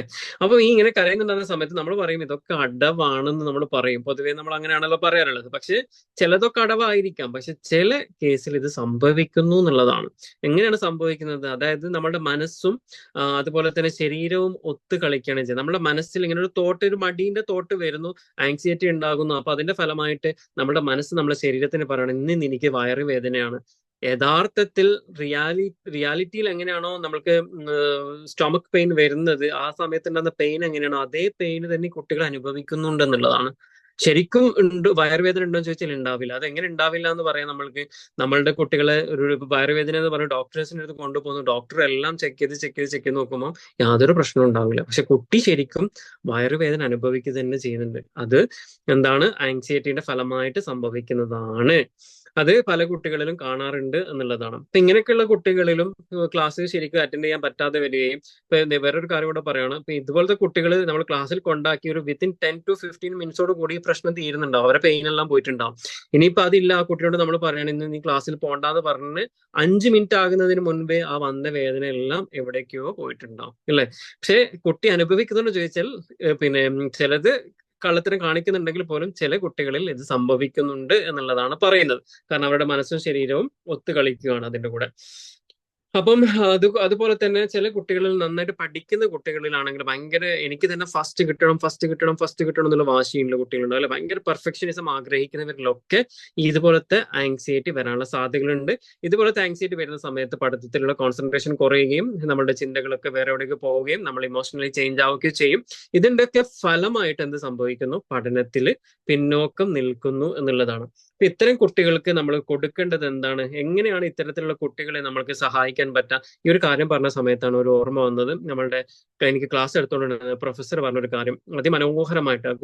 പ്രൊഫസർ ആ ക്ലാസ്സിലേക്ക് താൽക്കാലികമായിട്ട് ഒരു പ്രൊജക്ടിന്റെ ആവശ്യമായിട്ട് കുട്ടികളെ പഠനത്തിന്റെ കാര്യങ്ങളൊക്കെ വിലയിരുത്താനുള്ള രീതിയിൽ പോയതാണ്. അപ്പൊ അവിടെ എത്തിയ സമയത്ത് കുട്ടി ഒരു ടീച്ചർ ഇങ്ങനെ കാണിക്കുകയാണ്, ഈ കുട്ടി അതിമനോഹരമായിട്ട് പഠിച്ചുകൊണ്ടിരിക്കുന്ന കുട്ടിയാണ്, പക്ഷെ കുറച്ച് ദിവസങ്ങളായിട്ട് ഭയങ്കര ബാക്കോട്ടൊക്കെ വരുന്നതായിട്ട് ഫീൽ ചെയ്യുന്നുണ്ട്, ചോദിക്കുന്നതിന് ഉത്തരങ്ങളൊന്നും പറയുന്നില്ല എന്നൊക്കെ പറഞ്ഞിട്ട് ഇതാക്കി. അപ്പൊ അവരുടെ പാരന്റ്സിനെ വിളിച്ച് കാര്യങ്ങൾ സംസാരിച്ചു. പാരന്റ്സ് വേണ്ട രീതിയിൽ പരിഗണന കൊടുത്തില്ല. പിന്നെ അതൊക്കെ ഇവർക്ക് തോന്നുവാണ്. ഇപ്പൊ സ്കൂളിൽ കുറെ കൗൺസിലേഴ്സ് ആയിട്ട് ആൾക്കാർ വന്നിട്ടുണ്ട്, അവരങ്ങനെ അതും ഇതൊക്കെ പറയാം. അതാണെന്നുള്ള രീതിയിൽ ഒരു പരിഗണനയും കൊടുക്കാതെ പറഞ്ഞ വാക്കൊക്കെ തട്ടിത്തെറിപ്പിച്ചങ്ങ് വിട്ടു. ഈ കുട്ടി എക്സാമിന്റെ അനുബന്ധിച്ചായ സമയത്ത് ഈ കുട്ടി എന്ത് ചെയ്തു എന്ന് പറഞ്ഞു കഴിഞ്ഞാല് എന്താ പറയാ, തലചുറ്റി വീണതിന് ശേഷം ഹോസ്പിറ്റലിൽ കൊണ്ടുപോയി ചെക്ക് ചെയ്തിട്ട് നോക്കി, അവർക്ക് പ്രശ്നങ്ങളൊന്നും കാണുന്നില്ല. പിന്നീട് നോക്കുമ്പോഴൊക്കെ ഒട്ടും പിന്നെ കാര്യങ്ങൾ വ്യത്യസ്തമായ രീതിയിൽ അങ്ങോട്ടും ഇങ്ങോട്ടും മാച്ച് ചെയ്യാത്ത പല കാര്യങ്ങൾ ഇങ്ങനെ പറഞ്ഞുകൊണ്ടിരിക്കുക. ഈ കുട്ടി ഒന്നിനോടും യോജിക്കാത്ത എന്തൊക്കെയോ കാര്യങ്ങൾ പിച്ചും പെയ്യും പറയാന്ന് പറയുന്നില്ല, ആ ഒരു അവസ്ഥയിൽ ഇങ്ങനെ സംസാരിച്ചുകൊണ്ടിരിക്കുകയായിരുന്നു ഈ കുട്ടി. അപ്പൊ അങ്ങനെ വന്നിട്ട് ഇതിന് വീണ്ടും കൗൺസിലിങ്ങും കാര്യങ്ങളൊക്കെ കൊടുത്ത് വന്ന സമയത്താണ് മനസ്സിലാക്കാൻ വേണ്ടി സാധിക്കുന്നത്, ആ കുട്ടി പഠിച്ചിരുന്ന സ്കൂളിൽ 10ാം ക്ലാസ്സിൽ നല്ല രീതിയിൽ പോയിക്കൊണ്ടിരിക്കുന്നു കുട്ടിയുടെ വേറെ സ്കൂളിൽ നിന്നൊരു കുട്ടി ജോയിൻ ചെയ്യുകയും ഈ കുട്ടിയേക്കാൾ 1-2 സബ്ജക്റ്റ് നല്ല മാർക്ക് വാങ്ങിക്കുകയും ചെയ്ത സമയത്ത് ഈ കുട്ടിയുടെ ടോട്ടൽ വന്നൊരു ചേഞ്ചസും അത് ആങ്സൈറ്റിയിലേക്ക് കൊണ്ടുപോയി. ഇത്ര കാലം ഞാൻ ഫസ്റ്റ് പ്രൈസ് വാങ്ങി, അല്ല ഫസ്റ്റിൽ വന്ന് എനിക്ക് ഇനി എൻ്റെ ഈ പഠിച്ചുകൊണ്ടിരിക്കുന്ന സ്കൂൾ ഞാൻ ടോപ്പർ ആവാതെ വരുമോ എന്നുള്ള ഒരു ടെൻഷൻ കയറി വന്നതിന്റെ ഫലമായിട്ടായിരുന്നു അങ്ങനെ സംഭവിച്ചിട്ടുണ്ടായത്, അല്ലെ? അങ്ങനെ സംഭവിച്ചിട്ടുണ്ടായത്. അപ്പൊ ഞാൻ പറഞ്ഞു വരുന്നത്, ഇതൊക്കെ നമ്മൾ ഒരാൾ പറഞ്ഞു തരുമ്പോൾ നമ്മൾ മനസ്സിലാക്കുകയും അറ്റ്ലീസ്റ്റ് സംശയങ്ങൾ തീർക്കാൻ വേണ്ടി ഒരു പ്രൊഫഷണൽ സഹായം തേടുന്നത് നല്ലതാണ്. ഇത്തരത്തിലുള്ള ആങ്സൈറ്റി അനുഭവിക്കുന്ന കുട്ടികൾ നമ്മൾ എന്ത് ചെയ്യണം എന്ന് ചോദിച്ചു കഴിഞ്ഞാൽ നമ്മൾക്ക് തെറാപ്പികൾ കൊടുക്കണം, അല്ലെ? CBT ബിഹേവിയറൽ തെറാപ്പി പോലത്തെ തെറാപ്പികളൊക്കെ നമ്മൾക്ക് ഈ കുട്ടികൾക്ക് കൊടുക്കണം. അതുപോലെ തന്നെ പിയർ ഗ്രൂപ്പ് കൂടെയുള്ള സ്റ്റുഡൻസിന്റെ സപ്പോർട്ടുകൾ ആവശ്യമാണ്, ടീച്ചേഴ്സിന്റെ സപ്പോർട്ടുകൾ ആവശ്യമാണ്. അതിനേക്കാൾ ഉപരി പാരന്റായ നമ്മളുടെ സ്നേഹവും വാത്സല്യവും കരുതലുകളെല്ലാം ഈ കുട്ടികൾക്ക് കൊടുക്കണം. ഇങ്ങനെ കൊടുത്ത് പിന്നെ അതുപോലെ തന്നെ ഇൻഡിവിജ്വൽ എഡ്യൂക്കേഷൻ പ്ലാനിങ് സിസ്റ്റം ഈ കുട്ടികൾക്ക് കൊടുക്കണം. ഇങ്ങനെയൊക്കെ കൊടുത്ത് വേണ്ട രീതിയിൽ പ്രൊഫഷണൽ സഹായങ്ങൾ ഒക്കെ തേടിക്കഴിഞ്ഞാൽ നമ്മുടെ മക്കളെ നമ്മൾക്ക് എന്ത് ചെയ്യാം, ഇതുപോലത്തെ പ്രശ്നങ്ങളിൽ നിന്നൊക്കെ മാറ്റി നിർത്താൻ വേണ്ടി സാധിക്കും. ഇല്ലെങ്കിൽ ഈ ആങ്സൈറ്റി അവർ വളരുന്നതിനോടൊപ്പം തന്നെ ആങ്സൈറ്റി വളരുകയും അത് സോഷ്യൽ ഫോബിയയിലോട്ടേക്ക് അടക്കം മാറാൻ പോവുകയും അത് മറ്റുള്ള ഡിസോർഡറുമായിട്ട് കണക്ട് ചെയ്ത് വേറെ രീതിയിലേക്ക് മറ്റുള്ള മാനസിക പ്രശ്നങ്ങളിലൊക്കെ കുട്ടി ചെന്നെത്താനുള്ള സാധ്യതകളും വളരെയേറെ കൂടുതലാണ്. ചില ആൾ പറയും ഇതുവരെ പഠിച്ചു കഴിയുന്നത് വരെ ഒന്നും പ്രശ്നം ഉണ്ടായിട്ടില്ല, ഇത്രയൊരു ക്ലാസ്സിൽ എത്തിയ സമയത്താണ് ക്യാരക്ടർ ചേഞ്ച് ആയത്, ആകെ ഭയങ്കര പ്രശ്നങ്ങൾ ഉണ്ടാക്കുന്നു നോക്കും. ആദ്യമേ ഉണ്ടാവാം, പക്ഷെ നമ്മൾ ശ്രദ്ധിക്കുന്നില്ല. അവർ വളർന്നതിനോടൊപ്പം അവരുടെ ഡിസോർഡേഴ്സ് വളരുകയും മറ്റു ഡിസോർഡറുമായിട്ട് അത് കണക്ഷൻ വരികയും സമൂഹത്തിൽ നിന്നും വീട്ടുകളിൽ നിന്നൊക്കെ കിട്ടുന്ന പല പ്രശ്നങ്ങളും വീണ്ടും കുട്ടിയിൽ പല പ്രശ്നങ്ങൾ സൃഷ്ടിക്കുന്നതിന് ഫലമായിട്ട് വളരെയേറെ സീരിയസ് ആയിട്ടുള്ള ഒരു സംഭവത്തിലേക്ക് കുട്ടി എത്തുകയും ചെയ്യും. അപ്പൊ അതുകൊണ്ട് തന്നെ നമ്മൾ ഇത്തരത്തിലുള്ള കാര്യങ്ങളൊക്കെ മുൻകൂട്ടി മനസ്സിലാക്കിയിട്ട് വേണം നമ്മൾ കുട്ടികളുടെ അടുത്ത് ബിഹേവ് ചെയ്യാൻ വേണ്ടിയിട്ട്, കുട്ടികളുടെ പഠനത്തിന്റെ പ്ലാനിങ് പ്രൊസീജിയർ കൊടുക്കാൻ വേണ്ടിയിട്ടൊക്കെ. അപ്പൊ ഇങ്ങനെ വരുന്ന കുട്ടികളിലൊക്കെ എന്താണ് ബേസിന്റെ പ്രോബ്ലംസോ എന്താണ് പ്രശ്നമാണെന്ന് നമ്മൾ ഐഡന്റിഫൈ ചെയ്തിട്ട് അവർക്ക് അതിനുള്ള സപ്പോർട്ട് കൊടുക്കുന്നതോടു കൂടി ആ പ്രശ്നങ്ങൾ നമ്മൾ സോൾവ് ചെയ്യാണ് ചെയ്യുന്നത്. ആ പ്രശ്നം സോൾവ് ചെയ്യാന്ന് പറയുന്നതോടു കൂടി ഇപ്പൊ പഠനത്തിന്റെ പിന്നോക്കാവസ്ഥയിൽ മാറ്റങ്ങൾ വരുന്നു, അവരുടെ ക്യാരക്ടറുകൾ മാറി വരുന്നു. ക്യാരക്ടറുകൾ മാറി വരുന്നതിന്റെ ഫലമായിട്ട് അവർക്ക് പെർഫോമൻസ് കൂടുതൽ ചെയ്യാൻ വേണ്ടി സാധിക്കുന്നു, നല്ലൊരു സമൂഹത്തിൽ നല്ലൊരു മക്കളായിട്ട് നമുക്ക് കൊടുക്കാൻ വേണ്ടി സാധിക്കുന്നുള്ളതാണ്. ഇനി നമ്മൾക്കറിയാവുന്ന കേസാണ് ADD, ADHD. എന്താണ് ഈ ADD എന്ന് പറയുന്നത് അല്ലെ? അറ്റൻഷൻ ഡെഫിസിറ്റ് ഡിസോർഡർ എന്ന് പറയുന്നത് എന്താണ്, അതുപോലെ തന്നെ ഇതെങ്ങനെയാണ് പഠനത്തെ ബാധിക്കുന്നത് എന്നൊക്കെയാണ് നമ്മൾ നോക്കുന്നത്. അപ്പം നമ്മൾക്ക് പിന്നെ ADHD എന്ന് പറയുന്നത് പെട്ടെന്ന് ഐഡന്റിഫൈ ചെയ്യുന്ന ഒരു കാര്യമാണ് അല്ലെ? അധ്യാപകന്മാർ ടീച്ചേഴ്സൊക്കെ വളരെയേറെ പ്രയാസപ്പെടുന്ന ഒരു കാര്യമാണ് ADHD എന്ന് പറയുന്നത്. അത് ഏകദേശം ആൾക്കാർക്കും അതറിയാം.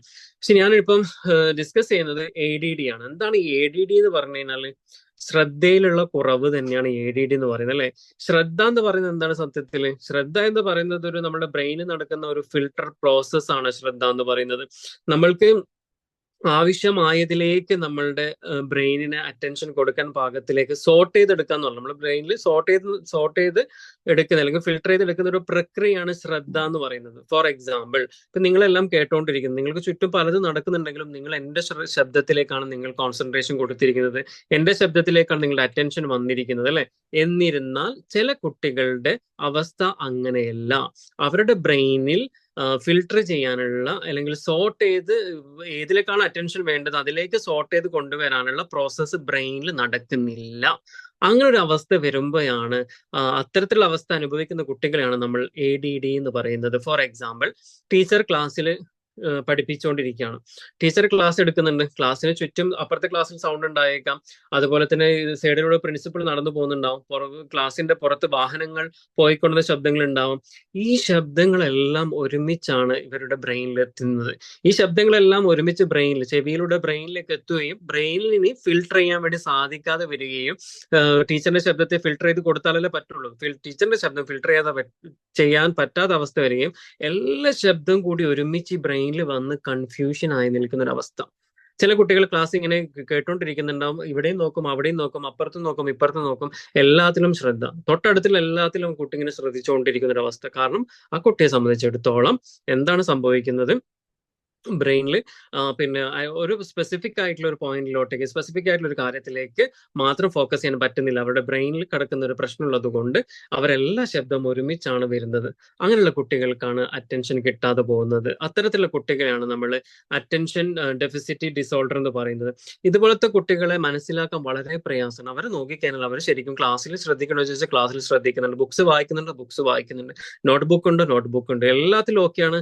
ഇവർ വേറെ പ്രശ്നങ്ങളൊന്നും ഉണ്ടാക്കുന്നില്ല, ക്ലാസ്സിൽ നല്ല രീതിയിൽ ഇരിക്കുന്നവരായിരിക്കും. അപ്പൊ ഇങ്ങനെയുള്ള കുട്ടികൾ നമുക്ക് കണ്ടുപിടിക്കാൻ പ്രയാസമാണ് അല്ലെ?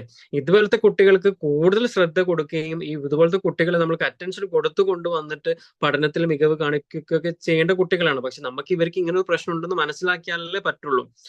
അപ്പൊ അങ്ങനെയുള്ള അവസ്ഥയിലൊക്കെ പഠന്നു പോകുന്ന കുട്ടികൾ, അതായത് ADD ഉള്ള കുട്ടികളിലും എന്ത് സംഭവിക്കും, പഠനത്തിൽ പിന്നോക്കം നിൽക്കുന്ന അവസ്ഥ വരും. കാരണം ടീച്ചർ പറയുന്ന ക്ലാസ്സോ കാര്യങ്ങളോ ആവശ്യമുള്ള ബേസോ ഒന്നും എടുക്കാൻ പറ്റാത്ത അവസ്ഥയിലൂടെ കുട്ടികൾ പോകുന്നു എന്നുള്ള അർത്ഥം.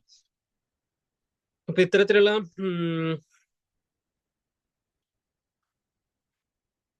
ഓക്കെ, അപ്പം ഇപ്പൊ ഇത്തരത്തിലുള്ള കാര്യങ്ങളൊന്നും പറയണം. അതുപോലെ തന്നെ നമ്മൾ ഇതുപോലത്തെ കുട്ടികളിൽ കാണുന്ന ഏറ്റവും വലിയ പ്രശ്നം എന്ന് പറഞ്ഞാൽ സൈലന്റ് റീഡിങ് ആയിരിക്കും. ഇവർ വീട്ടിൽ വന്നാൽ പഠിക്കാനിരിക്കുകയൊക്കെ പക്ഷെ സൈലന്റ് ആയിട്ടായിരിക്കും, ബുക്ക് ശബ്ദം ഉയർത്തിക്കൊണ്ട് അവരെ ബുക്ക് നോക്കി വായിക്കുകയൊന്നുമില്ല. അതുപോലെ തന്നെ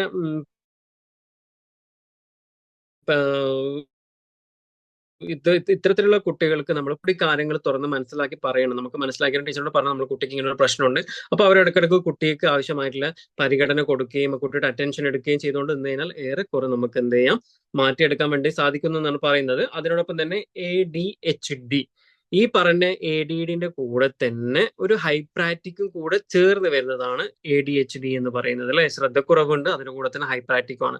ഈ ഹൈപ്രാക്റ്റിക് എന്ന് പറയുന്ന സമയത്ത് നമുക്ക് മനസ്സിലാവും കുട്ടി ഒരു സ്ഥലത്ത് ഒതുങ്ങിയിരിക്കില്ല, അവിടെയും ചാടി ഇവിടെയും ചാടി, അവിടെ ഇരിക്കടാന്ന് പറഞ്ഞാൽ ഇരിക്കത്തില്ല, ഇത് ചെയ്യടാന്ന് പറഞ്ഞാൽ ചെയ്യത്തില്ല, അങ്ങനെയായിരിക്കും ഇവരുടെ അവസ്ഥ എന്ന് പറഞ്ഞാൽ. ഇത്തരത്തിലുള്ള കുട്ടികൾക്ക് ഒരു കാര്യത്തിൽ കൂടുതൽ ഫോക്കസ് ചെയ്യാൻ ബുദ്ധിമുട്ടായിരിക്കും ADHD ഉള്ള കുട്ടികൾക്ക് അല്ലെ?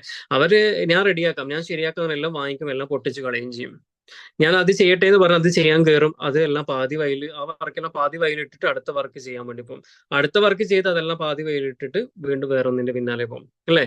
ഇവര് അറിഞ്ഞുകൊണ്ടല്ല, പക്ഷെ അറിയാതെയാണെങ്കിൽ ഇവരെടുത്ത സാധനങ്ങളൊക്കെ പൊട്ടിച്ചു കളയും. അല്ലെങ്കിൽ അതുപോലെ തന്നെ ഇവർക്ക് ADD ഉള്ളത് കൊണ്ട് തന്നെ എന്ത് സംഭവിക്കുന്നു? ADD ഉള്ളത് കൊണ്ട് തന്നെ, ഇവരുടെ ശ്രദ്ധക്കുറവുള്ളത് കൊണ്ട് തന്നെ ഇവരെ കയ്യിൽ നിന്ന് പല സാധനങ്ങളും മിസ് ചെയ്ത് പോകാനുള്ള സാധ്യതകളും കൂടുതലാണ്. ഇങ്ങനത്തെ കുട്ടികളെ നമ്മൾ കൂട്ടിയിട്ട് കല്യാണത്തിനൊക്കെ പോയി കഴിഞ്ഞാൽ ഒരു വിത്തിൻ 10 to 15 മിനിറ്റ്സിൽ തന്നെ ഈ കുട്ടികൾ പറയും നമുക്ക് തിരിച്ചു പോകാന്ന് പറയും. ഒരു ഹോസ്പിറ്റലിൽ ഡോക്ടറെ കാണിക്കാൻ പോയി കഴിഞ്ഞാലും ഈ കുട്ടികൾ അവിടെ ഇരിക്കത്തില്ല. ഈ കുട്ടികൾക്ക് എത്രയും പെട്ടെന്ന് തിരിച്ച് വീട്ടിലെത്തണമെന്നുള്ള വാശി പിടിച്ചിട്ട് കരയുന്ന കുട്ടികളൊക്കെ നമ്മൾ കണ്ടിട്ടുണ്ടാവും. അപ്പൊ ഇത്തരത്തിലുള്ള കുട്ടികളിലും എന്ത് സംഭവിക്കുന്നു എന്നാണ് പറയുന്നത്? പഠനത്തിൽ പിറകോട്ടേക്ക് വരാനുള്ള സാധ്യതകൾ കൂടുതലെന്നാണ് പറഞ്ഞിരിക്കുന്നത്.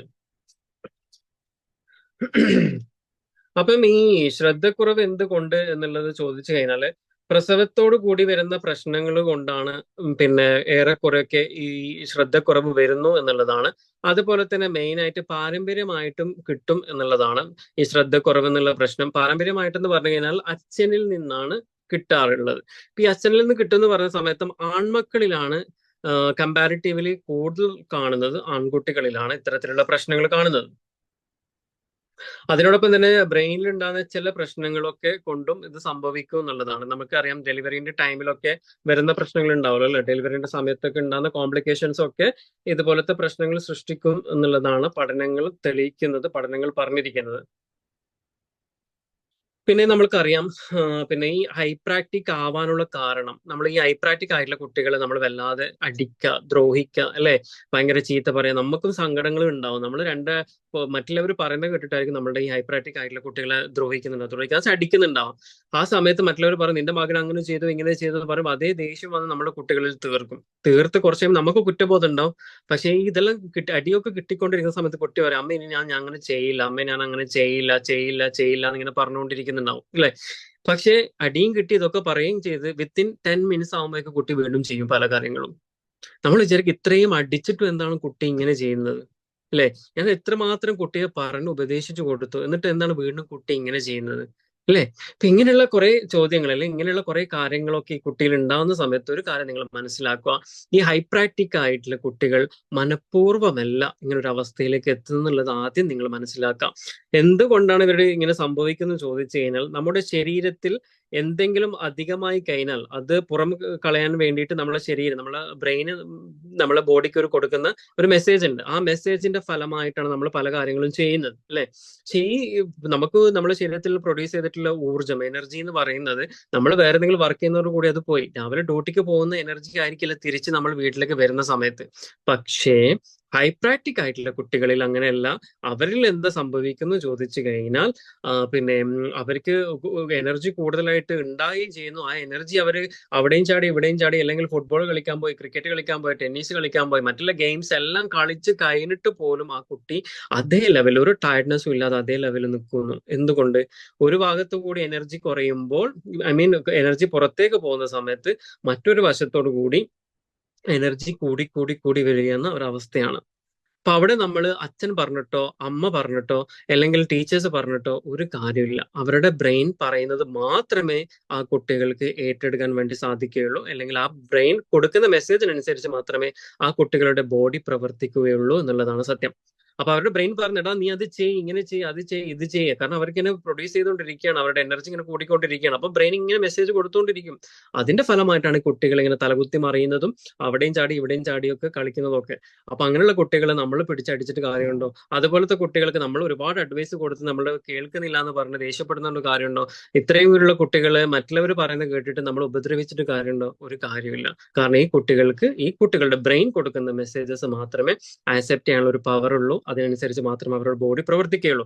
അതുകൊണ്ട് ഹൈപ്രാക്ടിക് ആയിട്ട് വരുന്ന കുട്ടികളെ കാണുന്ന സമയത്ത് അവർക്ക് കൂടുതൽ സ്നേഹവും വാത്സല്യവും അതുപോലെ തന്നെ കാര്യങ്ങളൊക്കെ കൊടുത്തുകൊണ്ട്, സപ്പോർട്ടൊക്കെ കൊടുത്തുകൊണ്ട് നമ്മൾ കൂടെ ചേർത്ത് കഴിഞ്ഞാൽ ഏറെക്കുറെ നമുക്ക് മാറ്റിയെടുക്കാൻ വേണ്ടി സാധിക്കും. ഇതുപോലത്തെ കുട്ടികൾ കൗമാരപ്രായം എത്തുമ്പോൾ മോശമായിട്ടുള്ള വഴികളിലേക്ക് സഞ്ചരിക്കാനുള്ള സാധ്യതകൾ വളരെയേറെ കൂടുതലാണ്. എന്തുകൊണ്ട്? പഠനത്തിൽ പിന്നോക്കം നിൽക്കുന്നെന്ന് മാത്രമല്ല ഈ കുട്ടികളിൽ ഉണ്ടാവുന്ന പ്രശ്നം, ഈ കുട്ടികളിൽ സാമൂഹ്യ വിരുദ്ധരായി മാറാനുള്ള സാധ്യതകൾ ഏറെക്കുറെ കൂടുതലാണ്. എന്തുകൊണ്ടാണ് അങ്ങനെ ആവാനുള്ള സാധ്യതകൾ കൂടുതലെന്ന് പറയുന്നത് ചോദിച്ചു കഴിഞ്ഞാൽ, നമ്മൾ അറ്റാച്ച്മെന്റ് ഉണ്ടാവില്ല. കാരണം ഈ കുട്ടിയെ നമ്മൾ ചെറുപ്പം മുതൽ ഹൈപ്പർ ആക്റ്റീവ് ആയതുകൊണ്ട് തന്നെ നമ്മൾ ദേഷ്യം പിടിക്കുന്നു, അടിക്കുന്നു, ഇതാക്കുന്നു, വഴക്ക് പറയുന്നു, ചീത്ത പറയുന്നു, മാറ്റി നിർത്തുന്നു. മറ്റു കുട്ടികളുണ്ടെങ്കിൽ ആ കുട്ടികൾക്ക് ഇമ്പോർട്ടൻസ് കൊടുക്കുന്നു, ഈ കുട്ടിയെ മാറ്റി നിർത്തുകയൊക്കെ ചെയ്യുന്ന സമയത്ത് സ്വാഭാവികമായിട്ടും കുട്ടിക്ക് ഒറ്റപ്പെടലുകൾ ഉണ്ടാവാം, കുട്ടിക്ക് മാനസികമായിട്ടുള്ള പല പ്രശ്നങ്ങളും ഉണ്ടാവാം, അവർക്കും പിന്നെ എന്നെ ആരും പരിഗണിക്കുന്നില്ല എന്നുള്ള തോന്നലുകളും കാര്യങ്ങളൊക്കെ ഉണ്ടാവാം. അതിന്റെ ഭാഗമായിട്ട് ആ കുട്ടി മാറി മാറി മാറിപ്പോകും. സമൂഹത്തിലേക്ക് എത്തി കൗമാരപ്രായത്തി അവർ വീടിൽ നിന്ന് നമ്മുടെ ചുറ്റുപാടിൽ നിന്ന് കുറച്ച് മാറി മാറി പോകുന്നതോടുകൂടി തന്നെ മറ്റുള്ള വലയങ്ങൾ ഇവരെ കീഴ്പ്പെടുത്താനും ഇവരുടെ ഇത്തരത്തിലുള്ള എനർജികളും ഇവരുടെ ഇത്തരത്തിലുള്ള ബിഹേവിയറിലും ഇവരുടെ ഇതുപോലത്തെ തോട്ടുകളെല്ലാം മിസ്യൂസ് ചെയ്യാൻ വേറെ ഒരു ടീം ഉണ്ടാവാം. അവരിലേക്ക് പോയി കഴിഞ്ഞാൽ അവർ ആ രീതിയിൽ കുട്ടികളെ കൊണ്ടുപോകും.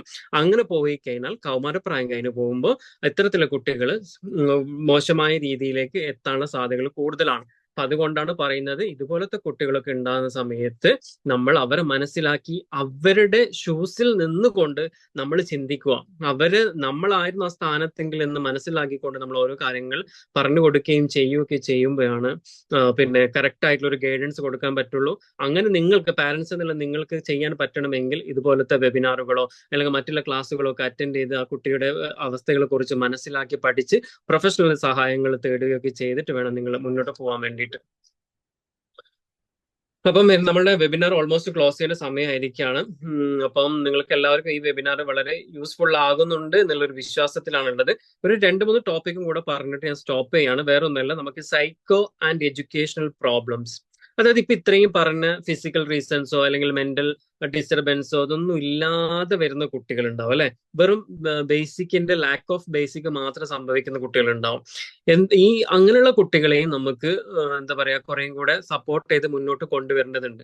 അതിൽ പ്രധാനമായിട്ടും പഠനങ്ങൾ തെളിയിച്ചിട്ടുള്ള 2 കാര്യങ്ങളിൽ ഒന്നാമത്തെ റീസൺ എന്താണ് ബേസിക്കിന്റെ ലാക്ക് ഓഫ് ബേസിക് വരാനുള്ള ഒന്നാമത്തെ കാരണം എന്ന് പറയുന്നത് ഫാമിലി അറ്റ്മോസ്ഫിയർ. ഭയങ്കര ഇമ്പോർട്ടന്റ് ആയിട്ട് നമ്മൾ ശ്രദ്ധിക്കേണ്ട ഒരു കാര്യമാണ് ഫാമിലി അറ്റ്മോസ്ഫിയർ എന്നുള്ളത് അല്ലെ. കുടുംബ പശ്ചാത്തലം അല്ലെ, കുടുംബവുമായി ബന്ധപ്പെട്ടിട്ടുള്ള ഒരു കാര്യമാണ് പറയുന്നത്.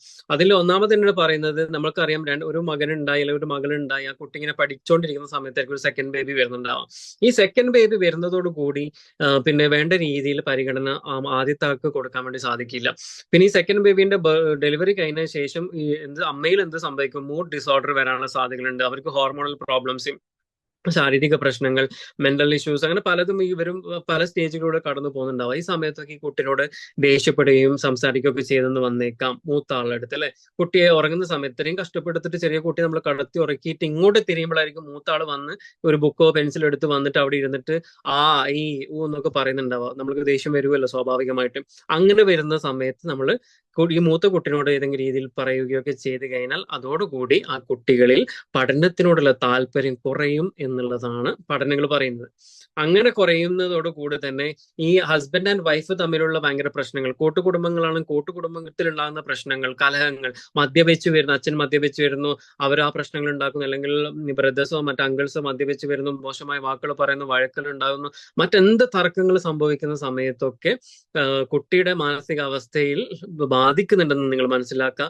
ഇങ്ങനെയുള്ള കുട്ടികളിൽ ബേസിക്കിന്റെ ലെവൽ കിട്ടാതെ പോകും. ചെറിയ ക്ലാസ്സിലാണല്ലോ, ബേസിക് ആയിട്ടുള്ള കാര്യങ്ങൾ കിട്ടാതെ വരികയും ഇത്തരത്തിലുള്ള കുട്ടികൾ പഠിച്ചു വരുന്ന സമയത്ത് പഠനത്തിൽ വളരെയേറെ പിന്നോക്ക അവസ്ഥയിലേക്ക് പോകുന്നു എന്നുള്ളതാണ് പഠനങ്ങൾ പറയുന്നത്.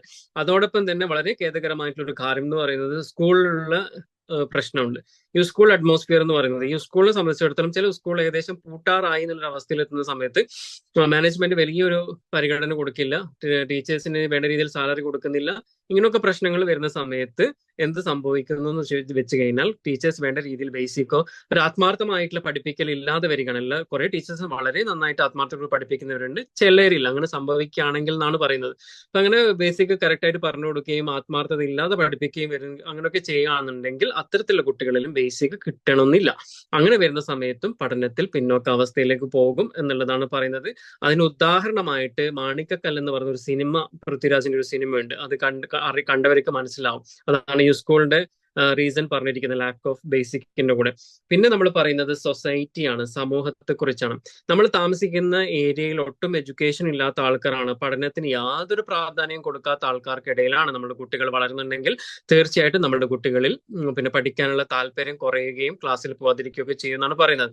ഇന്നത്തെ കാലത്തൊക്കെ അങ്ങനത്തെ സാഹചര്യം വളരെ കുറവാണ്. എന്നിരുന്നാൽ പോലും ചില ഏരിയകളിലോ കമ്മ്യൂണിറ്റികളിലോ നീയൊക്കെ പഠിച്ചിട്ട് ഇനി എന്തിനാണ്, അതിന്റെ ആവശ്യമില്ല, പഠിക്കാനും വേണ്ട, നീ വർക്കിന് പോയാൽ മതി, ഇനി നീ ഒന്ന് പോകണ്ട, ഇത് അങ്ങനെ ചെയ്താൽ മതി, ഇങ്ങനെ ചെയ്താൽ മതി എന്നൊക്കെ പറയുന്നവരുണ്ട്. ഇപ്പൊ കുറെ മുൻപേ ഉള്ള തിയറികളിൽ വന്നത് കൊണ്ടായിരിക്കാം ഇപ്പൊ സൊസൈറ്റികളിലും സ്കൂളുകളിലും അതുപോലെ തന്നെ ഫാമിലിയിലും ഒക്കെ അന്തരീക്ഷങ്ങൾ മാറിക്കൊണ്ടിരിക്കുന്ന ഒരു കാലഘട്ടം തന്നെയാണ് അല്ലെ. അതോടൊപ്പം തന്നെ വേറൊരു കാര്യം കൂടെ കൂട്ടിച്ചേർക്കാണ് ടീച്ചേഴ്സ് ഡിസബിലിറ്റി എന്ന് പറയാന്നുള്ള ഒരു പോയിന്റ് കൂടെ കൂട്ടിച്ചേർക്കാണ്. എന്താണ് ടീച്ചേഴ്സ് ഡിസബിലിറ്റി എന്ന് പറയുന്നത്? അതായത് ടീച്ചേഴ്സിന് കുട്ടികളെ കൃത്യമായ രീതിയിൽ മനസ്സിലാക്കാൻ വേണ്ടി പറ്റണതില്ല. ഓരോ കുട്ടികളുടെ പഠന രീതി എന്താണെന്ന് മനസ്സിലാക്കണം, അവർക്ക് എങ്ങനെ കൊടുത്താൽ അവർ പഠിക്കും എന്നുള്ളത് മനസ്സിലാക്കണം. അതുപോലെ തന്നെ ടീച്ചേഴ്സിന് സ്റ്റുഡൻസുമായിട്ടുള്ള ഒരു റിലേഷൻഷിപ്പ് ബിൽഡ് ചെയ്യാൻ വേണ്ടി പറ്റണം. അവർക്ക് വേണ്ട പരിഗണന കൊടുക്കുകയും മനസ്സിലാക്കുന്ന രീതിയിലുള്ള ക്ലാസ്സസ് കൊടുക്കുകയും ഒക്കെ ചെയ്ത് മുന്നോട്ട് കൊണ്ടുവരാനുള്ള കാര്യപ്രാപ്തിയുള്ള ഒരു ടീച്ചർ ആയിരിക്കണം. അല്ലാത്തൊരു ടീച്ചറാണ് വരുന്നുണ്ടെങ്കിൽ എന്ത് സംഭവിക്കും? അത്തരത്തിലുള്ള കുട്ടികൾക്കും ബേസിക്കോ കാര്യങ്ങളോ കിട്ടാതെ പോകുന്ന സമയത്ത് പഠിപ്പിൽ പിറകോട്ടേക്ക് വരാം. ചില ടീച്ചേഴ്സ് ക്ലാസ് എടുത്തു കഴിഞ്ഞാൽ സബ്ജക്ട് എടുക്കുമ്പോൾ ഈ കുട്ടികളും ടീച്ചേഴ്സും തമ്മിൽ എന്തെങ്കിലും പ്രശ്നം സംഭവിച്ചാൽ ആ ടീച്ചേഴ്സിന് കുട്ടികളോടും ഒരു ദേഷ്യം സംഭവിക്കാം. കുട്ടികൾക്കാണെങ്കിൽ ഈ ടീച്ചറുടെ സബ്ജക്ട് ഇഷ്ടപ്പെടാതെ വന്നേക്കാം. അല്ലെങ്കിൽ കുട്ടികൾ ടീച്ചർ ക്ലാസ് എടുക്കുന്നത് കുട്ടികൾക്ക് ഒട്ടും ഗ്രഹിക്കാൻ പറ്റാത്തൊരവസ്ഥയിലേക്കും വന്നേക്കാം. ഇങ്ങനെയൊക്കെ വരുന്ന സമയത്ത് കുട്ടികൾ ആ സബ്ജക്റ്റിനും പിറകോട്ടേക്ക് വരാനുള്ള സാധ്യതകൾ കൂടുതലാണ് എന്നുള്ളതാണ് പറഞ്ഞിരിക്കുന്നത്. പിന്നെ വളരെ പ്രധാനമായിട്ട് നമ്മൾ ശ്രദ്ധിക്കേണ്ട ഒരു കാര്യം സൈക്കോ പ്രോബ്ലം അല്ലെ. നമ്മൾ എഡ്യൂക്കേഷൻ പ്രോബ്ലം ആണ് ഇത്രയും പറഞ്ഞത്. സൈക്കോ പ്രോബ്ലം എന്ന് പറയുന്നത് കുട്ടിയുടെ ബ്രെയിനിന്റെ സെല്ലിന് ബാധിച്ചിട്ടുള്ള ഡാമേജ് കൊണ്ട് വരുന്ന പ്രശ്നമാണ്. ചിലക്കുമ്പോൾ IQ കുറവുണ്ടാവാം, അല്ലെങ്കിൽ IQ കൂടുതലുണ്ടായേക്കാം ഇത്തരത്തിലുള്ള കുട്ടികൾക്ക് അല്ലെ. കുട്ടിയുടെ ബ്രെയിനിന്റെ സെല്ലിന് ബാധിച്ചിട്ടുള്ള ഏതെങ്കിലും രീതിയിൽ ഡാമേജസോ കാര്യങ്ങളോ ഒക്കെ ഉണ്ടെങ്കിൽ പോലും എന്താവും, ഇതുപോലത്തെ പ്രശ്നങ്ങൾ വരുമെന്ന് പറയുന്നത്. ഇപ്പൊ ലേറ്റ് ആയിട്ട് ഡെലിവറി വരുന്ന കുട്ടികൾ അല്ലെ, ഓക്സിജന്റെ പ്രശ്നങ്ങൾ സംഭവിച്ചേക്കാം. അതുപോലത്തെ കുട്ടികൾ, ചില കുട്ടികൾ അറിയാം പകുതി വന്നു പകുതി വയൽ സ്റ്റോപ്പ് ആവുന്നു. അപ്പൊ അവരെ മറ്റു ടൂൾസോ കാര്യങ്ങളൊക്കെ ഉപയോഗിച്ചിട്ടായിരിക്കും കുട്ടിയെ പുറത്തെടുക്കുന്നുണ്ടാവാം. ആ സമയത്ത് ചില കുട്ടി തലയുടെ ഒരു സൈഡ് മാത്രം വന്ന് നിൽക്കുന്നു, പുറത്തേക്ക് പൂർണ്ണമായിട്ട് വരുന്നില്ല. അമ്മയിൽ നിന്ന് കിട്ടിക്കൊണ്ടിരിക്കുന്ന ഓക്സിജൻ ചെയ്തു, പുറത്തേക്കുള്ള ഓക്സിജൻ കിട്ടാതെ വരുന്നു. ആ സമയത്തും കുട്ടികളുടെ ബ്രെയിൻസിന് ഡാമേജ് സംഭവിക്കാം ഓക്സിജൻ കിട്ടാത്തതിന്റെ ഫലമായിട്ട്.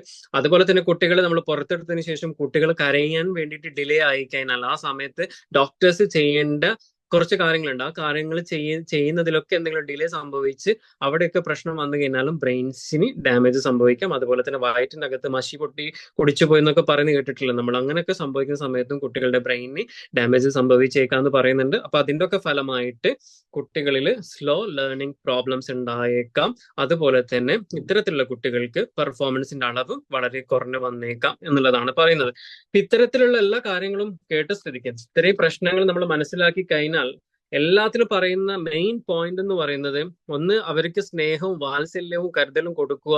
അതിനോടൊപ്പം തന്നെ ഒരു ഭയങ്കര എക്സ്പെക്ടേഷൻ കൊടുക്കാതെ അവർ നേടിയെടുക്കുന്ന ചെറിയ വിജയങ്ങളാണെങ്കിൽ പോലും 100 ഫോർ എക്സാമ്പിൾ 50ൽ വെറും 10 മാർക്ക് ഒരു കുട്ടി വാങ്ങിച്ചിട്ടില്ലെങ്കിൽ ആ 10 മാർക്കെങ്കിലും കിട്ടിയല്ലോ എന്നുള്ള സന്തോഷം പാരന്റ്സിൽ ഉണ്ടാവണം. പാരന്റ്സിൽ അങ്ങനെ സന്തോഷം ഉണ്ടായിക്കഴിഞ്ഞാൽ മാത്രമേ നമ്മുടെ കുട്ടികൾക്ക് നമ്മളൊരു പോസിറ്റീവ് സ്ട്രോക്സ് കൊടുക്കാൻ വേണ്ടി സാധിക്കുള്ളൂ, അവരെ അഭിനന്ദിക്കാൻ പറ്റുള്ളൂ, അവരെ ചേർത്ത് പിടിക്കാൻ വേണ്ടി നമ്മൾ മാനസികമായിട്ട് നമുക്ക് പറ്റുള്ളൂ. അപ്പൊ അങ്ങനെ ചെയ്തുകൊണ്ടിരിക്കുന്ന സമയത്ത് 6 മാർക്ക് വാങ്ങി കുട്ടി 16 മാർക്ക് വാങ്ങും, അതിന് കൂടി 26 മാർക്ക് വാങ്ങും, അങ്ങനെ 36 മുതൽ വാങ്ങി വരും എന്നുള്ളതാണ് നമ്മൾ മനസ്സിലാക്കേണ്ടത്. അതിനോടൊപ്പം തന്നെ ഏതൊരു കാര്യവും അതിൻ്റെതായ സീരിയസ് ആയിട്ട് എടുത്തുകൊണ്ട് നമ്മൾ പ്രൊഫഷണൽ ടച്ച് കൊടുക്കണം. നമ്മൾ പലതും നമ്മളേതായ കാര്യങ്ങൾ ചെയ്ത് വർഷങ്ങൾ കളയാന്നല്ലാതെ കുട്ടിക്ക് യാതൊരു മാറ്റം ഉണ്ടാവില്ല. ഒരുപാട് ഞാൻ എത്രയോ പറഞ്ഞു കേട്ടിട്ടുണ്ട്. ഞാൻ അയക്കുന്ന ട്യൂഷൻ സെന്ററിൽ ഇത്രയും എമൗണ്ട്, ഇത്രയും എഫേർട്ടിൽ, അല്ലെങ്കിൽ ഇത്രയും സ്റ്റാൻഡേർഡ് ആയിട്ടുള്ള സ്കൂളിൽ പഠിപ്പിക്കുന്നു, ഇത്രയും സ്റ്റാൻഡേർഡ് ആയിട്ടുള്ള സെന്ററിൽ ഞാൻ അയക്കുന്നു എന്നൊക്കെ പറയുന്നത് ഒത്തിരി കേട്ടിട്ടുണ്ട്. പക്ഷെ കുട്ടിക്ക് ഒരു മാറ്റവും ഇല്ല. കുട്ടിയുടെ പ്രശ്നം എന്താണെന്ന് വ്യക്തമായി മനസ്സിലാക്കിയിട്ടില്ല, അതിനുള്ള വ്യക്തമായിട്ടുള്ള സൊല്യൂഷൻ നിങ്ങൾ കൊടുത്തിട്ടില്ല എന്നുള്ളതാണ് സത്യം. അതുകൊണ്ട് നിങ്ങൾക്ക് ബുദ്ധിമുട്ടുകൾ എന്തെങ്കിലും തോന്നിക്കാനോ കുട്ടികളുടെ ഓരോ അക്കാദമിക്കൽ ഇയറിലും വേണ്ട പെർഫോമൻസോ അവരുടെ പെരുമാറ്റത്തിൽ എന്തെങ്കിലും ചേഞ്ചസോ പോരായ്മകളോ കാണുന്ന സമയത്ത് ഒരു സൈക്കോളജിസ്റ്റിന്റെയോ അല്ലെങ്കിൽ സൈക്കോ തെറാപ്പിന്റെയോ കൗൺസിലേഴ്സിന്റെയോ ഒക്കെ സേവനങ്ങൾ പോയി തേടുക. അവരത് അനാലിസിസ് ചെയ്യും, അവരതിനെ അസസ് ചെയ്യും, കുട്ടിയെ അസസ് ചെയ്യും. അതിന് ആവശ്യമാണെങ്കിൽ മറ്റ് വിദഗ്ധരുടെ സഹായം ആവശ്യമാണെങ്കിൽ നിങ്ങൾക്ക് അത് ഗൈഡൻസ് തരികയും പറഞ്ഞിരിക്കുകയും ചെയ്യും. അപ്പം നിങ്ങൾ എന്ത് ചെയ്യാം, അങ്ങനെയൊക്കെ ചെയ്ത് മുന്നോട്ട് വന്നു കഴിഞ്ഞാൽ നമ്മുടെ കുട്ടികളുടെ പഠന പ്രശ്നങ്ങൾ ഏറെക്കുറെ മാറ്റിയെടുക്കാൻ വേണ്ടി സാധിക്കും എന്നുള്ളതാണ് ഉള്ളത്. അപ്പൊ നമ്മളിപ്പോ ഇത്രയും പറഞ്ഞത് പഠനത്തിന്റെ പിന്നോക്കാവസ്ഥയിൽ വരുന്ന കാര്യങ്ങളാണ് അല്ലെ. പക്ഷെ എന്താണ് ലേണിംഗ് ഡിസബിലിറ്റി എന്ന് പറയുന്നത്, പഠന വൈകല്യം എന്ന് പറയുന്നത് നമ്മളുടെ കുട്ടിക്ക് ആവശ്യമായിട്ടുള്ള IQ ലെവൽ ഉണ്ടാവുകയും എന്നാൽ പഠനത്തിൽ വേണ്ടത്ര രീതിയിൽ മാർക്ക് കിട്ടാതെ വരികയോ അല്ലെങ്കിൽ പഠനത്തിൽ വേറെ എന്തെങ്കിലും പ്രോബ്ലംസ് ഉണ്ടാവുകയൊക്കെ ചെയ്യുന്നു. ഫോർ എക്സാമ്പിൾ, നന്നായിട്ട് വായിക്കാനൊക്കെ അറിയാം, പക്ഷെ എഴുതാന്ന് പറയുന്ന സമയത്ത് ബുദ്ധിമുട്ടുണ്ടാകുന്നു. നന്നായിട്ട് എഴുതുകയൊക്കെ ചെയ്യുന്നുണ്ട്, വായിക്കാൻ പറയുന്ന സമയത്ത് ബുദ്ധിമുട്ടുണ്ടാകുന്നു. ഇനി വായിക്കാനും എഴുതാനും പറ്റുന്നുണ്ട്, പക്ഷെ മാത്സ് മാത്രം കിട്ടുന്നില്ല. ചില കുട്ടികൾക്ക് മാത്സ് നന്നായിട്ട് ചെയ്യുന്നുണ്ട്, മറ്റുള്ള സബ്ജക്റ്റ് ഒന്നും ചെയ്യുന്നില്ല. ഇതൊക്കെയാണ് ലേണിംഗ് ഡിസബിലിറ്റി, പഠന വൈകല്യം എന്ന് നമ്മൾക്ക് കോമൺ ആയിട്ട് പറയാൻ പറ്റുന്നത്, അല്ലെ? ചില ടീച്ചേഴ്സ് ഒക്കെ പറയുന്നത് കേട്ടിട്ടുണ്ട്, മാത്സ് നന്നായിട്ട് ഇത്രയും മാർക്ക് മാത്സിൽ വാങ്ങിച്ച കുട്ടിയാണോ ജോഗ്രഫിയിലും ബയോളജിയിലും അല്ലെങ്കിൽ മറ്റുള്ള സബ്ജക്റ്റിലൊക്കെ വളരെ മാർക്ക് കുറഞ്ഞു വാങ്ങിച്ചിരിക്കുന്നത്? അത് അവന് പഠിക്കായിട്ട് തന്നെയാണ്, അത് അവൻ വായിക്കായിട്ട് തന്നെയാണെന്നൊക്കെ പറയും, അല്ലെ? ആ കുട്ടിയെ സംബന്ധിച്ചിടത്തോളം മറ്റു പ്രശ്നങ്ങൾ, പഠന വൈകല്യമുള്ള ഒരു കുട്ടിയായിരിക്കാം, അതിന്റെ ഭാഗമായിട്ടായിരിക്കാം ഇങ്ങനെ സംഭവിച്ചിരിക്കുന്നത്. അതായത് ഡിസ്ലെക്സിയ, ഡിസ്കാൽക്കുലിയ, അതുപോലെ തന്നെ ഡിസ്ഗ്രാഫിയ പോലുള്ള പ്രശ്നങ്ങളൊക്കെ സംഭവിക്കുന്നു. അപ്പം അത് നിങ്ങൾക്ക് എല്ലാവർക്കും ഏകദേശം അറിയുന്ന ഒരു ടോപ്പിക് ആയതുകൊണ്ടാണ് ഞാൻ അതിനെ ചെറിയൊരു ഇതിലോട് കൂടി ഒതുക്കുന്നത്. അപ്പൊ അതുകൊണ്ട് നിങ്ങൾക്ക് എല്ലാവരും ഇത്രയും നേരം എന്റെ ക്ലാസ് അറ്റൻഡ് ചെയ്ത എല്ലാവർക്കും നന്ദി പറയാണ്. ഒരുപാട് സന്തോഷം ഈ ഒരു പ്ലാറ്റ്ഫോം എനിക്ക് കിട്ടിയതിലും അതിനോട് നിങ്ങൾ എല്ലാവരും ജോയിൻ ചെയ്തതിലും. ഇത്രയും കാര്യങ്ങൾ നിങ്ങൾക്ക് എല്ലാവർക്കും വ്യക്തമായിട്ട് മനസ്സിലാക്കി എന്ന് വിചാരിക്കുന്നു. നിങ്ങൾക്ക് എന്തെങ്കിലും ഡൗട്ട്സ് ഉണ്ടെങ്കിൽ ചോദിക്കാവുന്നതാണ് എൻ്റെ അടുത്ത്. അതുപോലെ തന്നെ ഡൗട്ട്സ് ഉണ്ടെങ്കിൽ ചോദിക്കാം. അതുപോലെ തന്നെ ഏതെങ്കിലും രീതിയിൽ എന്തെങ്കിലും മാനസിക പ്രശ്നങ്ങളോ പ്രയാസങ്ങളോ എന്തെങ്കിലും ബിഹേവിയറൽ ചേഞ്ചസോ നിങ്ങൾക്കോ നിങ്ങളുടെ കുട്ടികൾക്കോ കുടുംബ കാര്യങ്ങൾ കാണുന്നുണ്ടെങ്കിൽ നമ്മളെ പോലത്തെ പ്രൊഫഷണൽസ് അവൈലബിൾ ആണ്. പലപ്പോഴും നിങ്ങൾക്ക് മടിയാണ് ഒരു സെന്ററിൽ പോകാനും അതുപോലെ തന്നെ പിന്നെ അവരെ കാണാനൊക്കെ പോകാനൊക്കെ പ്രശ്നവും മടിയൊക്കെ ഉള്ളവരുണ്ടാവും, അല്ലെ? അപ്പൊ അവർക്ക് വേണ്ടിയിട്ട് തന്നെയാണ് നമ്മളെ പോലത്തെ ഒരു മൊബൈൽ കൗൺസിലിംഗ് സെന്റർ ഇപ്പം ഓപ്പൺ ആണ്. അപ്പം കോണ്ടാക്ട് ചെയ്യാവുന്നതാണ്. നമ്മളുടെ സോഷ്യൽ മീഡിയയിലൂടെ നിങ്ങൾക്ക് കണക്ട് ചെയ്യാവുന്നതാണ്. അപ്പൊ ആർക്കെങ്കിലും സംശയം ഉണ്ടെങ്കിൽ ചോദിക്കാം കേട്ടോ. Hi, good evening, sir. Good evening to you. I'm a student of Nasia ma'am. First of all, it's giving a wonderful platform. Thanks to her. ഞാനൊരു ടീച്ചറാണ്. അപ്പോ എന്റെ ഒരു ഡൗട്ട് എന്ന് പറഞ്ഞു കഴിഞ്ഞാല്, എനിക്ക് കുറച്ച് ഈ സാർ പറഞ്ഞതുപോലുള്ള കേട്ടപ്പോഴത്തേക്ക് ഒരു ഡൗട്ട് ചോദിച്ചതാണ്. 2-3 സ്റ്റുഡൻസ് ഉണ്ട്. ഒരു 2-3 വർഷമായി എന്റെ സ്റ്റുഡൻസ് ആണ്. അപ്പൊ അവര് ഈ സാർ പറഞ്ഞതുപോലെ പാരന്റ്സ്, ഒരാളുടെ പാരന്റ്സ് വർക്ക് ചെയ്യുന്നവരാണ്, രണ്ടുപേരും വർക്ക് ചെയ്യുന്നവരാണ്. സോ ഈ ഇപ്പൊ കുറച്ചായിട്ട് ഇപ്പം എക്സാം നടക്കുന്നു, അല്ലെങ്കിൽ നോർമലി അങ്ങനെ തന്നെ ആള് പാരന്റ്സ് രാവിലെ പോവും, ഈവനിങ് ഒരു 6 o'clock ഒക്കെ ആകുമ്പോൾ വരും. ഇവിടെ ദുബായിലാണ്. അപ്പൊ ഈ ആൾക്ക് ഈ പറയുന്നത് പോലെ എന്താന്ന് പറഞ്ഞു കഴിഞ്ഞാൽ പഠിക്കാൻ കുറച്ചൊരു എന്താ പറയുന്നത് ലേണിംഗ് എബിലിറ്റീസ് ഉണ്ട്. കാരണം കുറെ ഒന്നും നമ്മുടെ ഫൗണ്ടേഷൻസ് ഒന്നും കറക്റ്റ് ആവാത്ത കാരണം, ഞാൻ മാത്സ് ടീച്ചറാണ്. അപ്പം മാത്സ് നോക്കുമ്പോൾ സാർ പറയും പോലെ മാത്സ് അല്ല, എല്ലാ സബ്ജക്റ്റിലും ഞാൻ ചെക്ക് ചെയ്ത് നോക്കുമ്പോൾ എല്ലാ സബ്ജക്റ്റിലും ഒരു പിറകിലോട്ടാണ് ആള്. പക്ഷെ നമ്മളിങ്ങനെ ഇമ്പ്രൂവ് ചെയ്യിപ്പിച്ച് കുറെയൊക്കെ മോട്ടിവേഷൻ ഒക്കെ കൊടുത്ത് കുറെയൊക്കെ ആയിട്ട് ആള് ബെറ്റർ ആണ്. പക്ഷെ മെയിൻ ആളുടെ പ്രോബ്ലം എന്ന് പറഞ്ഞു കഴിഞ്ഞാല് ഒന്നിനോടും ഒരു എന്താ പറയുന്നത് ഒരു സീരിയസ്നെസ് ഇല്ല. Always it's become a less, എല്ലാത്തിനോടും ഒരു തരം എന്താ പറയുന്നത് ഒരു പുച്ഛം പോലെ, ഒരു വിരക്തിയല്ല, ഒരു പുച്ഛം പോലെ. ഇപ്പൊ ആരെന്തിപ്പം പാരന്റ്സ് പറഞ്ഞാലും മോനെ പഠിക്കുന്ന പറഞ്ഞാൽ അവരപ്പ പറയുന്ന സമയത്ത് ബുക്കുമായിട്ട് ഇങ്ങനെ ഇരിക്കും. ഒരു പുഷിങ് എപ്പോഴും വേണം സ്വന്തമായിട്ട്. ഇപ്പൊ സിംപിളി ഇപ്പം എക്സാം നടക്കുന്ന സമയത്ത് ഞാൻ ഇന്നലെ ചോദിച്ചു, മോനെ എന്തേ പഠിക്കാന്ന് ചോദിച്ചപ്പോ രാവിലെ തൊട്ട് വൈകിട്ട് വീട്ടിൽ ഇരുന്നു. പാരന്റ്സ് ജോലിക്ക് പോയ ആളാണ്. വൈകിട്ട് ക്ലാസ്സിന് വരുമ്പോ ഞാൻ ചോദിച്ചു, എന്താ, ഞാൻ ക്ലാസ് എടുക്കുമ്പോൾ ചോദിക്കും എന്തേ മോൻ പഠിക്കായിരുന്നു ചോദിച്ചപ്പോ പറഞ്ഞതാണ്, ഞാൻ ഇങ്ങനെ ഇരുന്നു, വെറുതെ ഇരുന്നു. അപ്പൊ സിംപിളി ഒക്കെ പറയണേ, ഞാൻ ഇങ്ങനെ ഇരുന്നു. എന്താ റീസൺ ചോദിച്ചപ്പോ അവൻ തന്നെ പറയുന്നത് എനിക്കറിയില്ല, ഞാൻ തരി TV കണ്ടു. അപ്പൊ ഞാനിങ്ങനെ ചോദിച്ചു, മോനിക്ക് എന്താ പ്രോബ്ലം എന്ന് ചോദിച്ചാൽ അവൻ തന്നെ പറയും ഒന്നുമില്ല, എനിക്ക് ഒരു പ്രശ്നമില്ല, എനിക്ക് അറിയില്ല.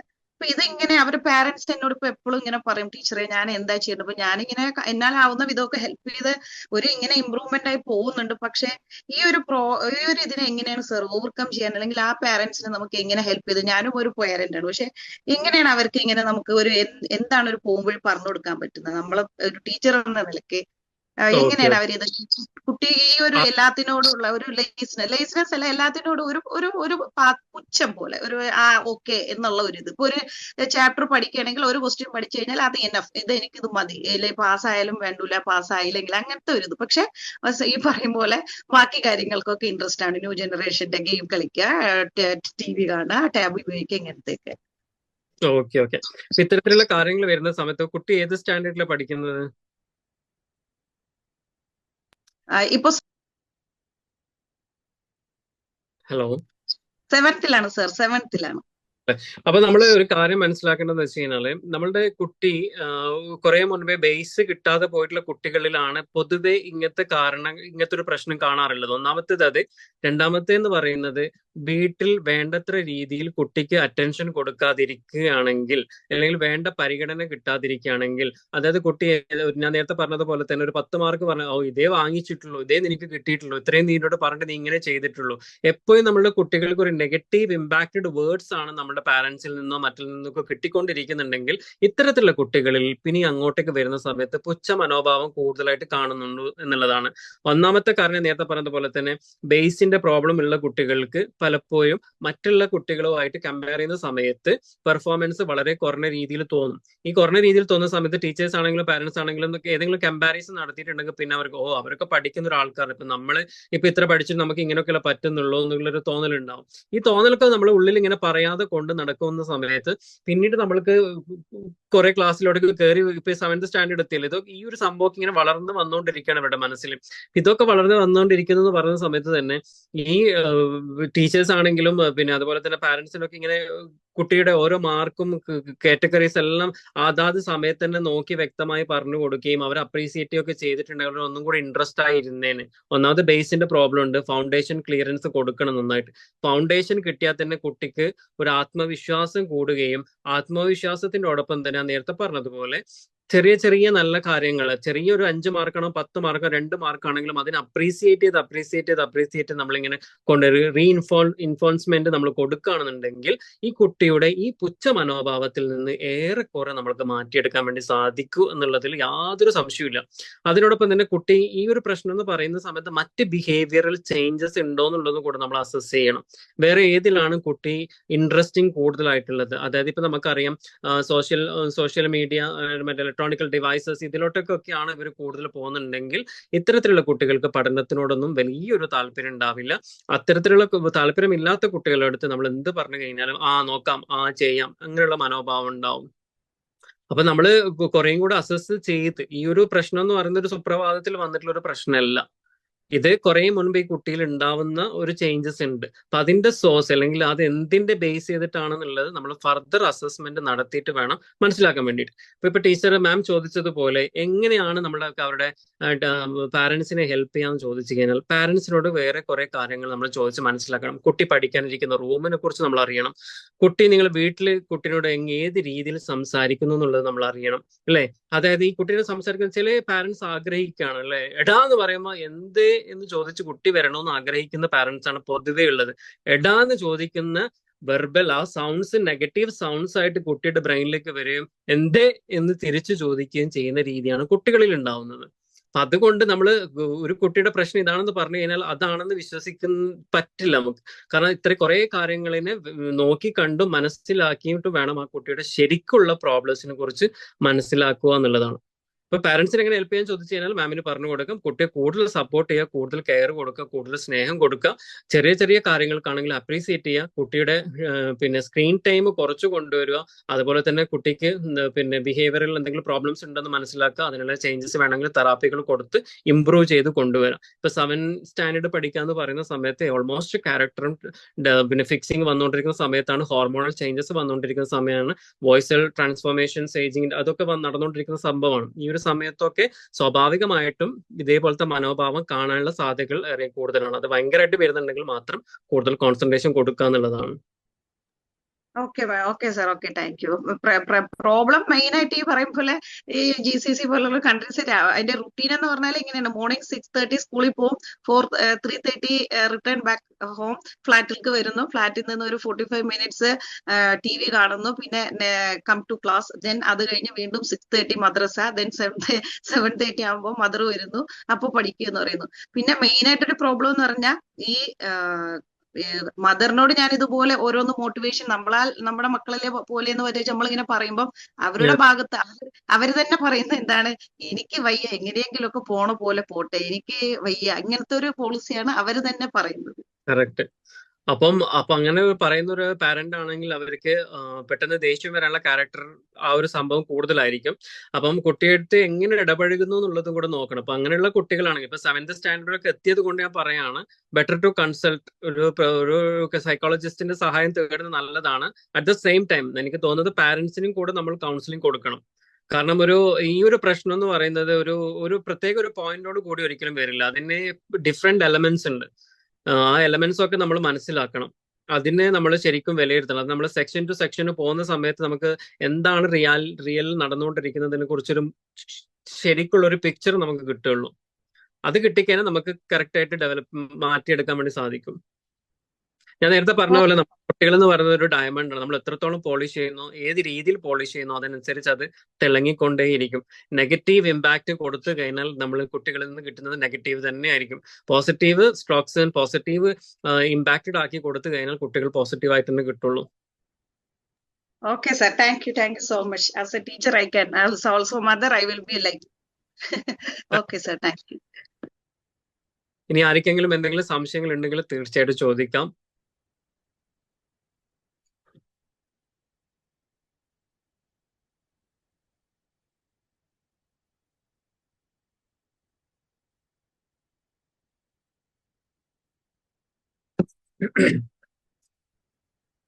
നിങ്ങളുടെ ലേണിംഗ് ഡിസബിലിറ്റി തന്നെ വേണമെന്നില്ല, വേറെ ഏതെങ്കിലും പ്രശ്നങ്ങൾ അഭിമുഖീകരിക്കുന്നവരാണെങ്കിൽ നിങ്ങൾക്ക് ചോദിക്കാവുന്നതാണ്. അതുപോലെ തന്നെ നമ്മൾ ബന്ധപ്പെടാനുള്ള കോൺടാക്ട് നമ്മൾ ഈ ഒരു സൂം ഇതിൽ തന്നെ കൊടുത്തിട്ടുണ്ടെന്ന് തോന്നുന്നു. നമ്മൾ നാസിയ മാം AMCCന്റെ ഇതുണ്ടാവാം. നിങ്ങൾക്ക് ഏതെങ്കിലും രീതിയിലുള്ള പ്രശ്നങ്ങളോ പ്രയാസങ്ങളോ ഒക്കെ അനുഭവിക്കുന്നവരാണെങ്കിൽ നമ്മളുടെ പ്ലാറ്റ്ഫോമിലേക്ക് അപ്പോയിന്റ്മെന്റ് എടുത്ത് വരാവുന്നതാണ്.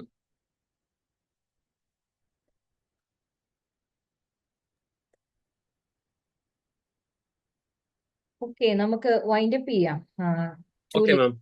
Okay, so thank you all. വളരെ ക്ഷമാപൂർവ്വം എല്ലാവരും ഇത് കേൾക്കുകയും ഒരുപാട് 31 പാർട്ടിസിപ്പൻസ് ഉണ്ടായിരുന്നു ബിഗിനിങ്ങിൽ. പിന്നെ ടൈം എക്സീഡ് ആയതുകൊണ്ടായിരിക്കാം പലരും ഒക്കെ എക്സിറ്റ് അടിച്ച് പോയിട്ടുണ്ട്. എന്നിരുന്നാലും ക്ഷമാപൂർവ്വം ലാസ്റ്റ് വരെ ഇരുന്ന എല്ലാവർക്കും താങ്ക്സ്. അതുപോലെ തന്നെ നിങ്ങൾക്ക് ഇബ്രാഹിം മജീദുമായിട്ട് എന്താ പറയാ കോണ്ടാക്റ്റോ അപ്പോയിന്റ്മെന്റ്സ് ഒക്കെ വേണമെങ്കിൽ തീർച്ചയായിട്ടും ഈ അഡ്മിനെ കോണ്ടാക്ട് ചെയ്യുക. അവരതിന്റെ സ്കെഡ്യൂളുകൾ തരുന്നതാണ് നിങ്ങൾക്ക്. വേറെ ഡൗട്ടുകളൊന്നും ഇല്ലാത്ത സ്ഥിതിക്ക് നമുക്ക് വൈൻഡ് അപ്പ് ചെയ്യാം അല്ലേ Ibrahim? Okay, okay. Thank you so much. Thank you four participating. We will see you with another webinar. Thank you. Thank you, Ibrahim. Thank you so much.